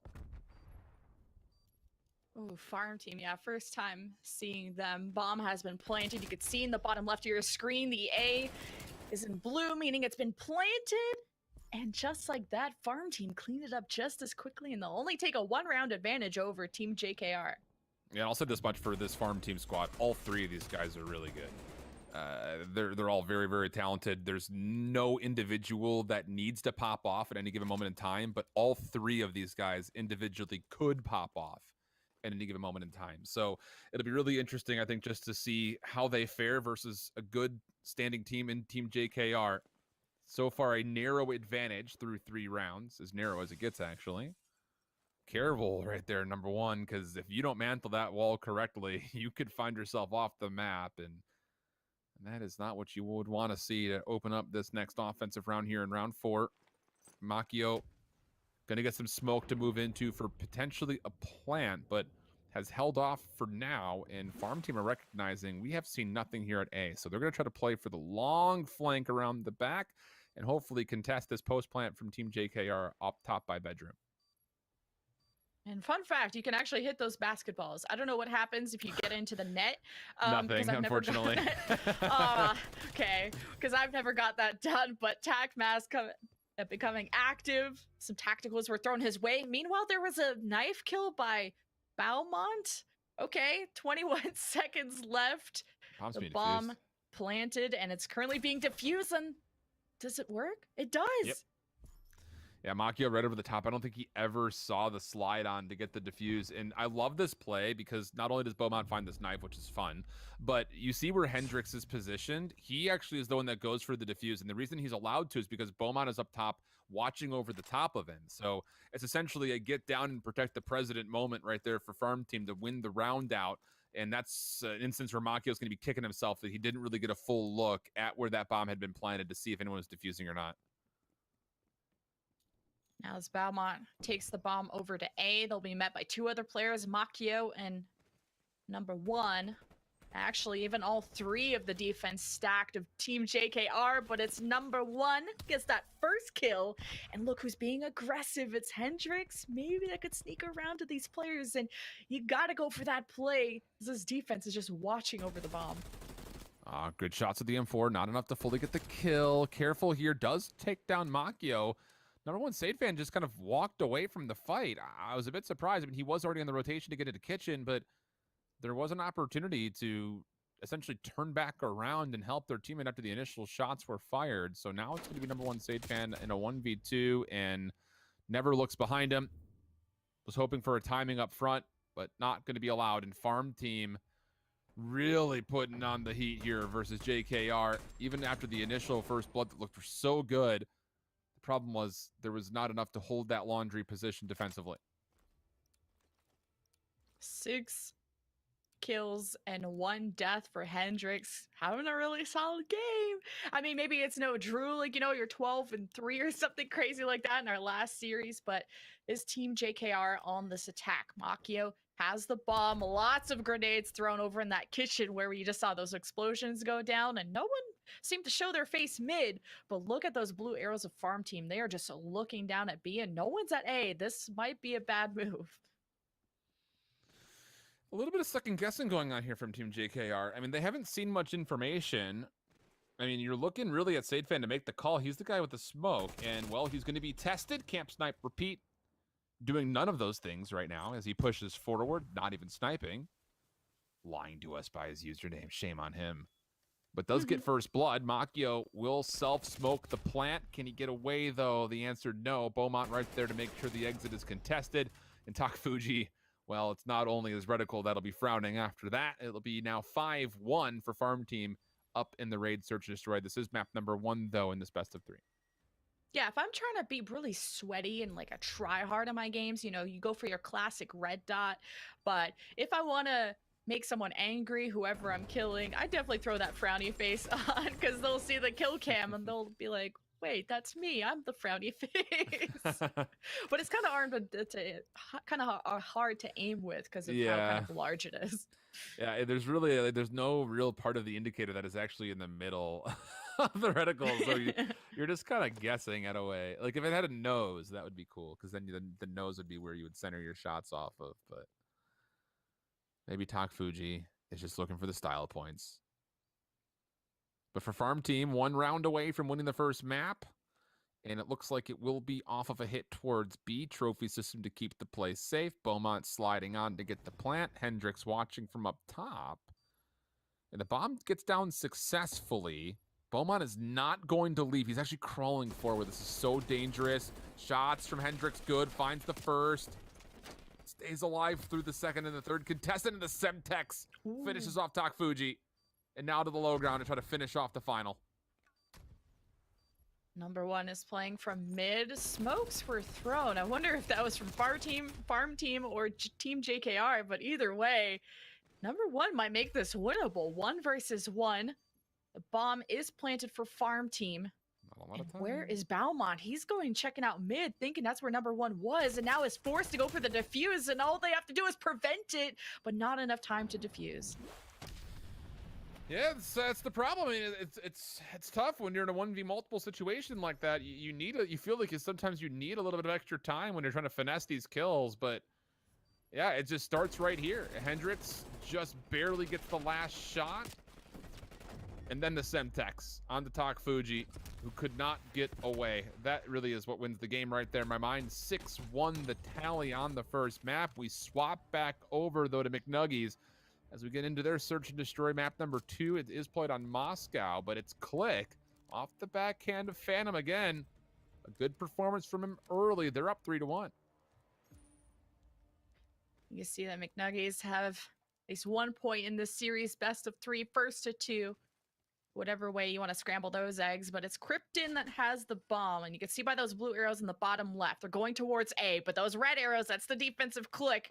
They're going to be waiting. You can use that bomb as cover, but only if you don't poke that door. And you see somebody, that was Randerson, trying to go around the brick wall, and a grenade finishes off Duo, so Click are in the 3v1. Yeah, this could be another map 3, I think, just between how we're seeing these two teams square up. You got to remember, it was a round 11 that we just barely got a chance to see between these two teams on raid. Obviously, it was McNuggies who found the favor in that round 11 to take the first map overall. But it's been another day, or another map rather, where you're seeing Phantom Nix just absolutely take over. This time, though, he's got some help. The Green Ghost at 5-1 just behind him. That's been the tandem duo that has largely kept Click in the running. Not just here in this map, obviously, but also from when we saw them play up against the way COD should be in their opening round. Those two had a really good performance. And Phantom Nix gets tagged up mid-map, says, let's make sure we keep both of our players alive. Second chance at the gunfight, but it will provide really no action whatsoever as both teams kind of default back towards their defensive and offensive sides.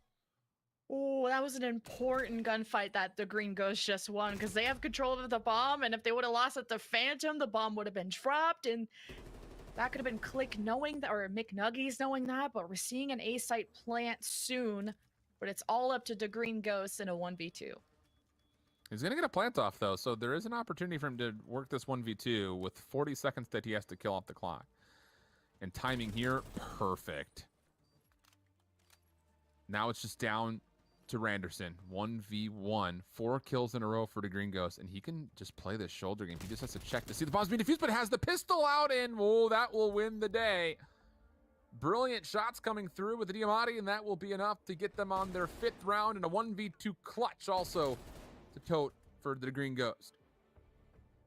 Yeah, I guess sometimes in closer range, the pistol has to come out. I've never seen a pistol down somebody that fast. And that's when you got to remind everyone, if you get any sort of damage to the head, it does more damage. Of course, kind of like in real life, and body shots do less damage. So if you can aim up a little bit to that small little head hitbox, you will be rewarded for it. But round point for Click to maybe send us into a map 3. Oh, man. This is going to get interesting to see what McNuggies want to do. I mean, they have not found really much success at all since we've tuned into this. And Click are 3-man stacked together mid-map. I mean, you're not going to know what's coming over towards A based on this position, so you're going to eventually have to relinquish this trio setup and work your way over towards a bomb site. And Phantom Nix going to make his way on towards A. Oh, duo 1. He's actually caught with a nade out, not going to be able to get the kill. And Phantom stays alive. That's actually so important for Click that he stays up. The fact that Phantom was able to just walk by Escalator and nobody from McNuggies shot him or anything. Now the bomb has been planted. They've lost duo, but they have not lost control of the map. But Phantom comes rolling in and wins that with a headshot onto Krypton. But Randerson finds the trade. It's up to Phantom. Not going to find this kill over the top of the bomb site. Up to the Green Ghost now fully. And, ooh, interesting gunfight, but still wins it nonetheless. Plenty of time for the defuse. So it's not just Phantom Nix for this Click squad. It's also Green Ghost. 10 in 1, 7 straight kills. Technically gets fully streaked out by the end of the map. And that series will also go to a map number 3. We'll see them at Express.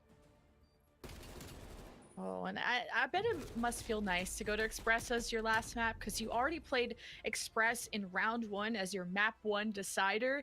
So I feel like at least visiting a map that you've already experienced, you can fix up mistakes, you can keep running the rushes that, you know, the rollouts that you're used to that have been successful. But let's go check out what Farm Team and Team JKR are up to. This is round 3.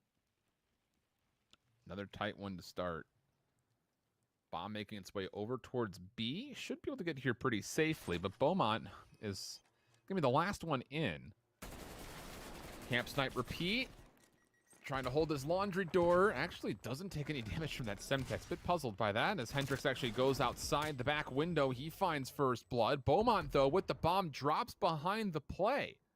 So what was looking great for Farmington to get a plant off, all of a sudden turns into JKR with a small advantage, but it was a small one and a short one, apparently, as Hendrix comes back for the kill, and then Takfuji, oh, he's got nowhere to go. He's been scouted out, although does take down Camp Sniper Pete. Problem is he's tagged up really low. Hendrix going to be able to just put a couple of shots in to finish off the kill, no problem. Yeah, Tak to able to walk by and turn and burn like that. To be fair, he did have kind of half cover with that cement block that was helping him out, but like I said, in these 1v2s, it's not really about if you can get the first kill, but rather, can you run away or figure out where the second person is? Because obviously your location is revealed, and they're usually able to get the chase down on you, having that information advantage. 2-1, Farm Team have a 1-round advantage. What's going to be in the playbook here for JKR? Looks like they actually want to move pretty quickly over towards A. I mean, at least by the influence that Makio's the first one forward with the bomb, but they kind of put the brakes on right at the top of the stairs, and that's why. Number 1, Sadefan just kind of watching a long angle, does get rewarded with 1. Camp Sniper Pete caught out and denied, but at least finds a kill before they drop, making it a little bit more manageable for Beaumont. Smoke comes through, Makio never checks his left. Oh, but Beaumont actually also never checks his left, so he's playing off the brick wall. I imagine he'll try to check this, and as the Semtex comes out, that's enough to scare Makio off the plant. So the bomb does not get planted. In fact, it's actually dropped right on top of the A side, and Beaumont should know that based on how the kill came through. It was so smart that Team JKR, when they were at least trying to plant, they put a trophy system down. And we mentioned this a few times on broadcast, but one more time, is that negates tacticals, lethals, anything really thrown your way. And the trophy system got popped by the Semtex, but Team JKR or whoever was planting took too many seconds and you lost that smoke advantage. It kind of went away. And Beaumont in a 1v1 versus Tak, 12 seconds left to plant. Tak trying to do so right now, and Beaumont gets the sneak. Great stuff. It's just, I mean, it could come down to a small timing thing because Beaumont never actually checks through the smoke initially.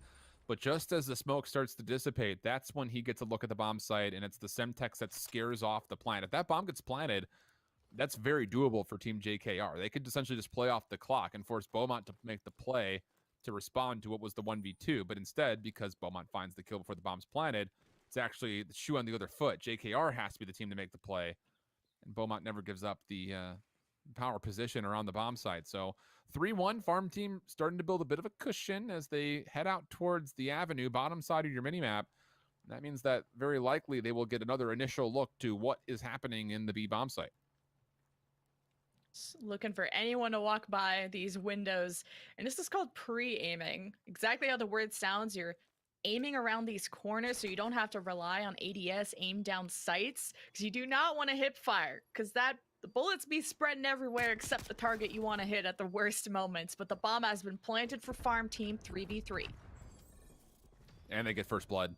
Hendrick's going to find a second, actually, to get in the immediate trade. Actually, not getting the trade. It's actually Takfuji from middle of the map that finds at least one kill in response, but he cannot make any further progress over towards Ruggs. And with that, farm team now up 4-1.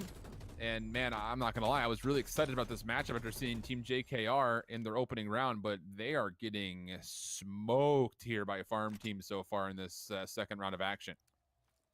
What I like that stayed consistent throughout all the CODs is that you cannot shoot through trees. They're apparently sturdier than most walls in this game, even through Warzone and this one. Although the trees in here are quite skinny, so I wouldn't say you can have complete protection from them. But look at these red arrows from Team JKR on your bottom left. They're making a move for B. This is a very long-range part of the map, so these assault rifles are going to be key. Oh, that's not bad, though. Makio gets aggressive. He finds one, Fuji the other, but Beaumont able to respond to one kill, slides away, nearly gets a chance to even up the gunfight, but was never expecting the challenger from the left. And with that, Team JKR can get a second round on the board. And Beaumont here, I thought for a second he was going to get an angle on a player topside window, but I don't think he fully expected the first set of windows to be closed. It just looked like maybe a little bit of lack of map awareness right there, because if he looks over towards the open window, he very well could have had a timing to find Fuji for a free second. And I think it's important to know with the laser too that the enemy team will not see your laser if you're just kind of looking around a corner. And yeah, it depends on the laser. Yeah, the red ones you can't see, the green ones you can. Oh, okay, good. See, this is why Alan here, big brain. So you can't see the red laser. So do not worry about if you're going to be revealed by just this. It will help the hip fire and won't help camp snipe in this place. First blood for Team JKR. Beaumont has to respond, finds one, but does not recognize the second. Hendricks playing a bit patient. We want to talk about COD timing. There it is. If he held that angle for an extra half a second, he would have had a look at Makio mid-map, but now it's all about, does he clean up the gunfight outside? Not going to happen. Makio, again, with this sub, has been so slippery. A couple of drop shots here, a couple of drop shots there. He wins play of the round as he's able to clean up Beaumont, and then we don't see it here on this play, but that little slip around the statue to get Hendricks was really, really well done. Now we're switching sides, only a 1-round lead for farm team. And this is where farm team have also series point. You see by that white box at the top. Means if they win this map, they'll move on in our bracket. They'll move on to day 2 of our Cannes Classic by Activision Blizzard Media. Makio has the bomb, and we're seeing a move towards A. Smoke didn't hit. That's unfortunate. That smoke was supposed to go over the top of the wall and block out the statue, but it doesn't get there. And you want to talk about cause and effect. Because that smoke doesn't go down, Beaumont has a free angle to actually convert first blood. He does get traded, but watch out for Hendricks. Number 1 on your minimap. He's coming all the way around the back. And oh, I was about to say, the timing was barely not there for Fuji to respond, but fortunately, Sade, coming off the top rope, will get the elimination, and he's actually snuck around the back towards his spawn. Camp Sniper Pete was chasing him down, and he's completely eluded him. Yeah, I think number 1 knew he was being chased, so really broke his ankles there. Look at how Camp Snipe is checking out B, because he already scoped through A, but because number 1 just did this whole 360 around him, should be able to get this plant for free at A. Plenty of time to spare, 27 seconds. And then farm team have about 43 seconds now to go for the defuse. Only takes 7.5 to do so, but he also has to cross the entire map. All the timing is going to be everything right here. And yeah, number one Sade fan has had the angle, was watching it the entire time. We're tied 4-4, so hold on. Maybe I spoke too soon. Because now all of a sudden JKR is really starting to look like those guys from that opening round of 24 that we watched them playing up against before any other. They are really starting to put a fight back together here. And it's coming from the collective of all three. Tak Fuji playing well, Makio, number one Sade fan, all getting even participation throughout this match. And they've all been collectively the big reason why they're back into a 4-4 deadlock tie. So it's up to Farm Team. Can they stop the bleeding? And it's going to be once more the three-man stack over towards B. We've seen this before. Usually A is the most preferred bomb site here. Just more accessible, easier to defend. But now going to B, you see how there's so many hiding spots for the defense as Camp Sniper Pete looks to cross, take some shots. Hasn't gone down yet, though. Oh, this 1v1 is everything. And it's going to be Makio with the SMG versus the AR. That close quarters battle does get victorious for the side of Team JKR. And then you've got number one Sade fan in the back finding the second kill. Hendrix by himself, 1v3. And he's put himself right outside the office window. Gets the first elimination. Does he expect the second? He sneaks right back in. Number one Sade fan was right behind, and he's going to find Tak Fuji out in the courtyard. Opportunity for the 1v3. Comes down to a 1v1. Can he sneak over in time to get out of gold? No.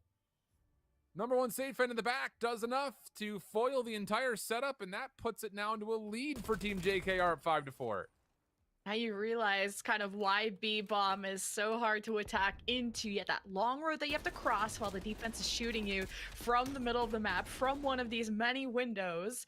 And then you also want to hold some kind of a flank. So Farm Team were just all the way almost near their spawn, and Team JKR took out the bomb carrier. Everyone, it did come down to a 1v1, so it was really close. Almost an ace opportunity.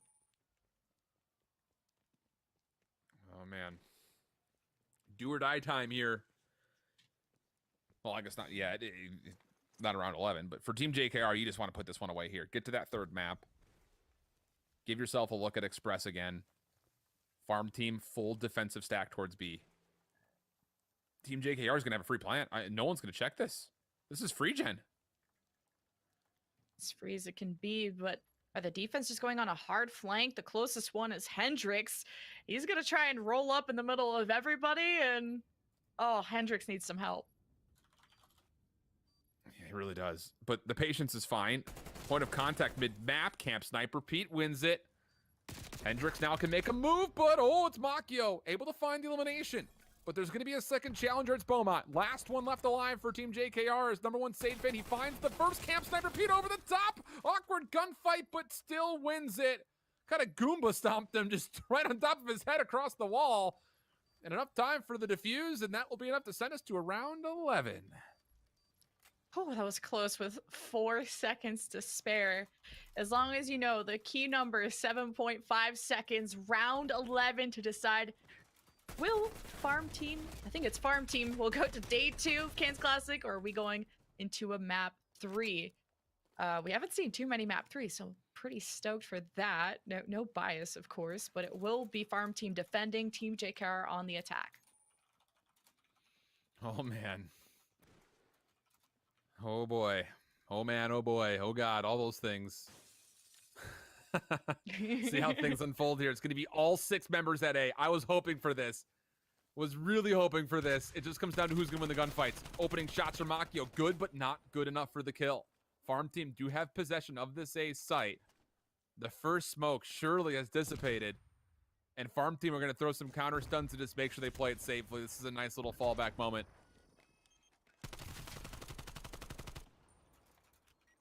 53 seconds left. Oh, trophy system's coming in real handy here to deal with these nades being thrown at Farm Team. Somehow no one has died up until this point. Tak Fuji's down and Makio still finding hopefully an opportunity to plant soon because time won't be on their side soon. Oh boy, here we go. 2v2, 35 seconds. Makio wins the gunfight from behind. It's all up to Camp Sniper Pete. They gets a lineup! Oh no, they put him nearly in the optic corner. And a lineup on top of the bomb means an easy double. And that is one way to win around 11. But another way to lose out on a tournament, that's going to feel so bad. Oh, that's so tough. I mean, that's just such a tough lineup. I mean, Camp Sniper Preach just gets blasted off the angle. And we've talked about how sturdy that damn bomb is. It does not explode when you shoot at it, and it provides kind of 70% cover. You can lay down behind it, and it is often served as such an important position, especially to defend against. So, Alan, what a match that was. Yeah, that's really, really, really tough. I mean, the reason that it's called the optic corner a couple of weeks ago, they were all stacked near that phone booth, 3 of them, and they all got lined up and destroyed. Very similar circumstances there. It's such a tough way to lose out, though. I mean, that was a really good look for Team JKR and their comeback effort, but 2 rounds in a row for Farm Team now means that Team JKR are eliminated. It feels so bad to say, considering how well they played in the opening round, and that little surge they had in the Moscow was looking so positive to send them into a 3rd map, but it was not to be. So now we say farewell to yet another very solid team, and we look forward to, I believe, a map number 3 is what we're still waiting on for our final matchup between Click and McNuggies. They are trying to get set up with that. It will be an Express, if I'm not mistaken. So I believe that very well may be the last match we have on the evening. Yeah, I think one of our last matches, but don't worry, we'll be back tomorrow and Wednesday. Tomorrow for the remainder of the bracket, Wednesday for the grand finals, and really excited. We've seen a few the fact that the other match we're waiting for is a game 3. But I think if you were to go down in the second round, you're not last place, right? So you're not the worst ones out there, if I had to give some kind of silver lining. So definitely seeing some really good teams, though, show up. You're not living by the mantra of Ricky Bobby. If you ain't first, you're last, Jen. That's the whole key. That's the big thing we're looking for here. If you're not first, you're last. Although, I mean, again, when we get to that final day, everyone's going to feel like a winner for sure, because the competition's going to be nuts. I mean, I really can't wait for Wednesday. This is going to be a really, really fun final day. Probably our best when it comes down to what we've seen in the past for these showcases. I mean, we've got a number of solid teams, like we continue to mention, and I really do mean that. And a number of them are playing in this second round. I'm really excited to see 3P Frags play up against Ometalol. We've also got Back Alley Mafia going to have to play up against the Kings of it. That's going to be a tough matchup. And then beyond that, the matches don't get any easier, obviously, like a normal tournament would suggest, as you move further and further into the bracket. So you're going to get like SAS versus WK United tomorrow. That's going to be a really interesting battle. And now Farm Team has to play up against the winner of whoever we see come out of this map 3 between McNuggies and Click. None of those matches are ones that you look at and say, oh, yeah, we got this, so no problem. They're going to be a little bit more contested than our round of 24s were earlier. Well, we'll get into that match any second now. But if any of you have to leave us before then, I won't forgive you. It's okay. But I will forgive you if you manage to follow the channel and get all the alerts to when we're going to be going live next, which is tomorrow and Wednesday. And it looks, there's all the tags you have to follow. Active Blizzard Media on Twitter, Activision Blizzard Media YouTube. This is where it's all going down, and you can be involved in the conversation using the hashtag #TheCanClassic, CANNES. Got to get those social polls up. We already talked about media digestion. 91% of people increased how much digital media they consumed.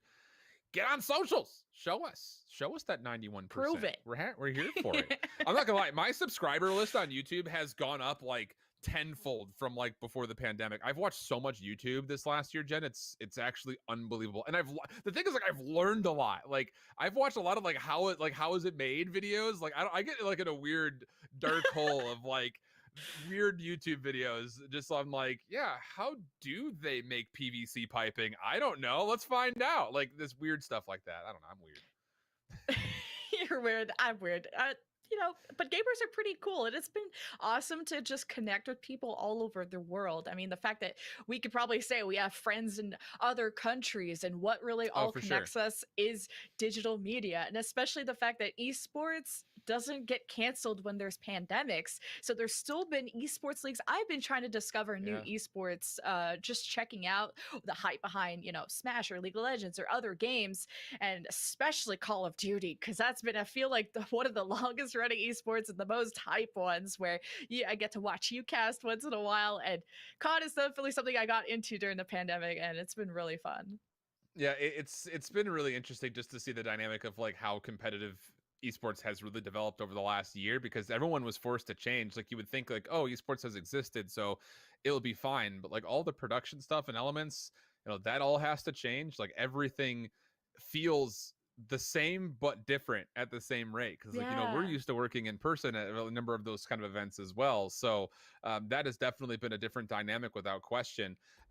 We are still waiting on the third game to get set up though, so hopefully there will be a chance to kind of get into. Actually, we're getting word now, no, so McNuggies will actually get the victory versus Click. Apparently Click could not finish out the third map completely, so we actually have our final bracket on the day to look over at. Ta-da! Kind of climactic there, but ta-da! Kind of super hype. And there is WK United, SAS, McNuggies, and Farm Team moving on to round 3. And those last two couple rounds will go down tomorrow. Then we have our championship day on Wednesday. This has been fun. Oh, it's been a great time. And this bottom half of the round of 16 is going to be wild. I mean, I don't know. I can't say it enough. Like, this tournament's going to get absolutely insane by the time that we get done with tomorrow. It's going to feel like we've actually seen a handful of grand finals, but we still will have one more day to get through. I'm really, really pumped for it. It's going to be a really good time. I've been really impressed, I think, generally speaking, with a number of teams that we did not expect to see as kind of maybe the major favorites going in. Of course, the favorites are still looking good, but some of the new teams that have really popped up are looking really clean. So, unfortunately for the teams that just got knocked out today, don't feel too bad about it. There are some really tough opponents in those round of 24s. Yeah, so that wraps up our final matches of day 1 of the Can Classic. Al and I have already told you of many of the star players and teams we've been keeping our eyes on, especially, 3P frags for me. Yeah. But this has been a great time. I'm interested to see how the level of play is going to elevate even more tomorrow, that you're really starting to concentrate those talents into the last few teams remaining. And hopefully they tuned in today to hear what Alan, all the different tips and tricks that Alan had to say during the broadcast. Hey, it wasn't just me. It was you too, Jen. You gave out some good stuff today. Even some stuff that was like, man, I need to be thinking about that more regularly. Yeah, great stuff all the way throughout. For everyone who played and participated, not just, of course, as a player, but also as a viewer. Thank you guys so much for tuning in tonight. That's just day number 1, though. Like we mentioned, we'll be back tomorrow, 5 o'clock p.m. Eastern, for all of the second and third rounds leading into our final 4 squads in the Can Classic. We'll see you then.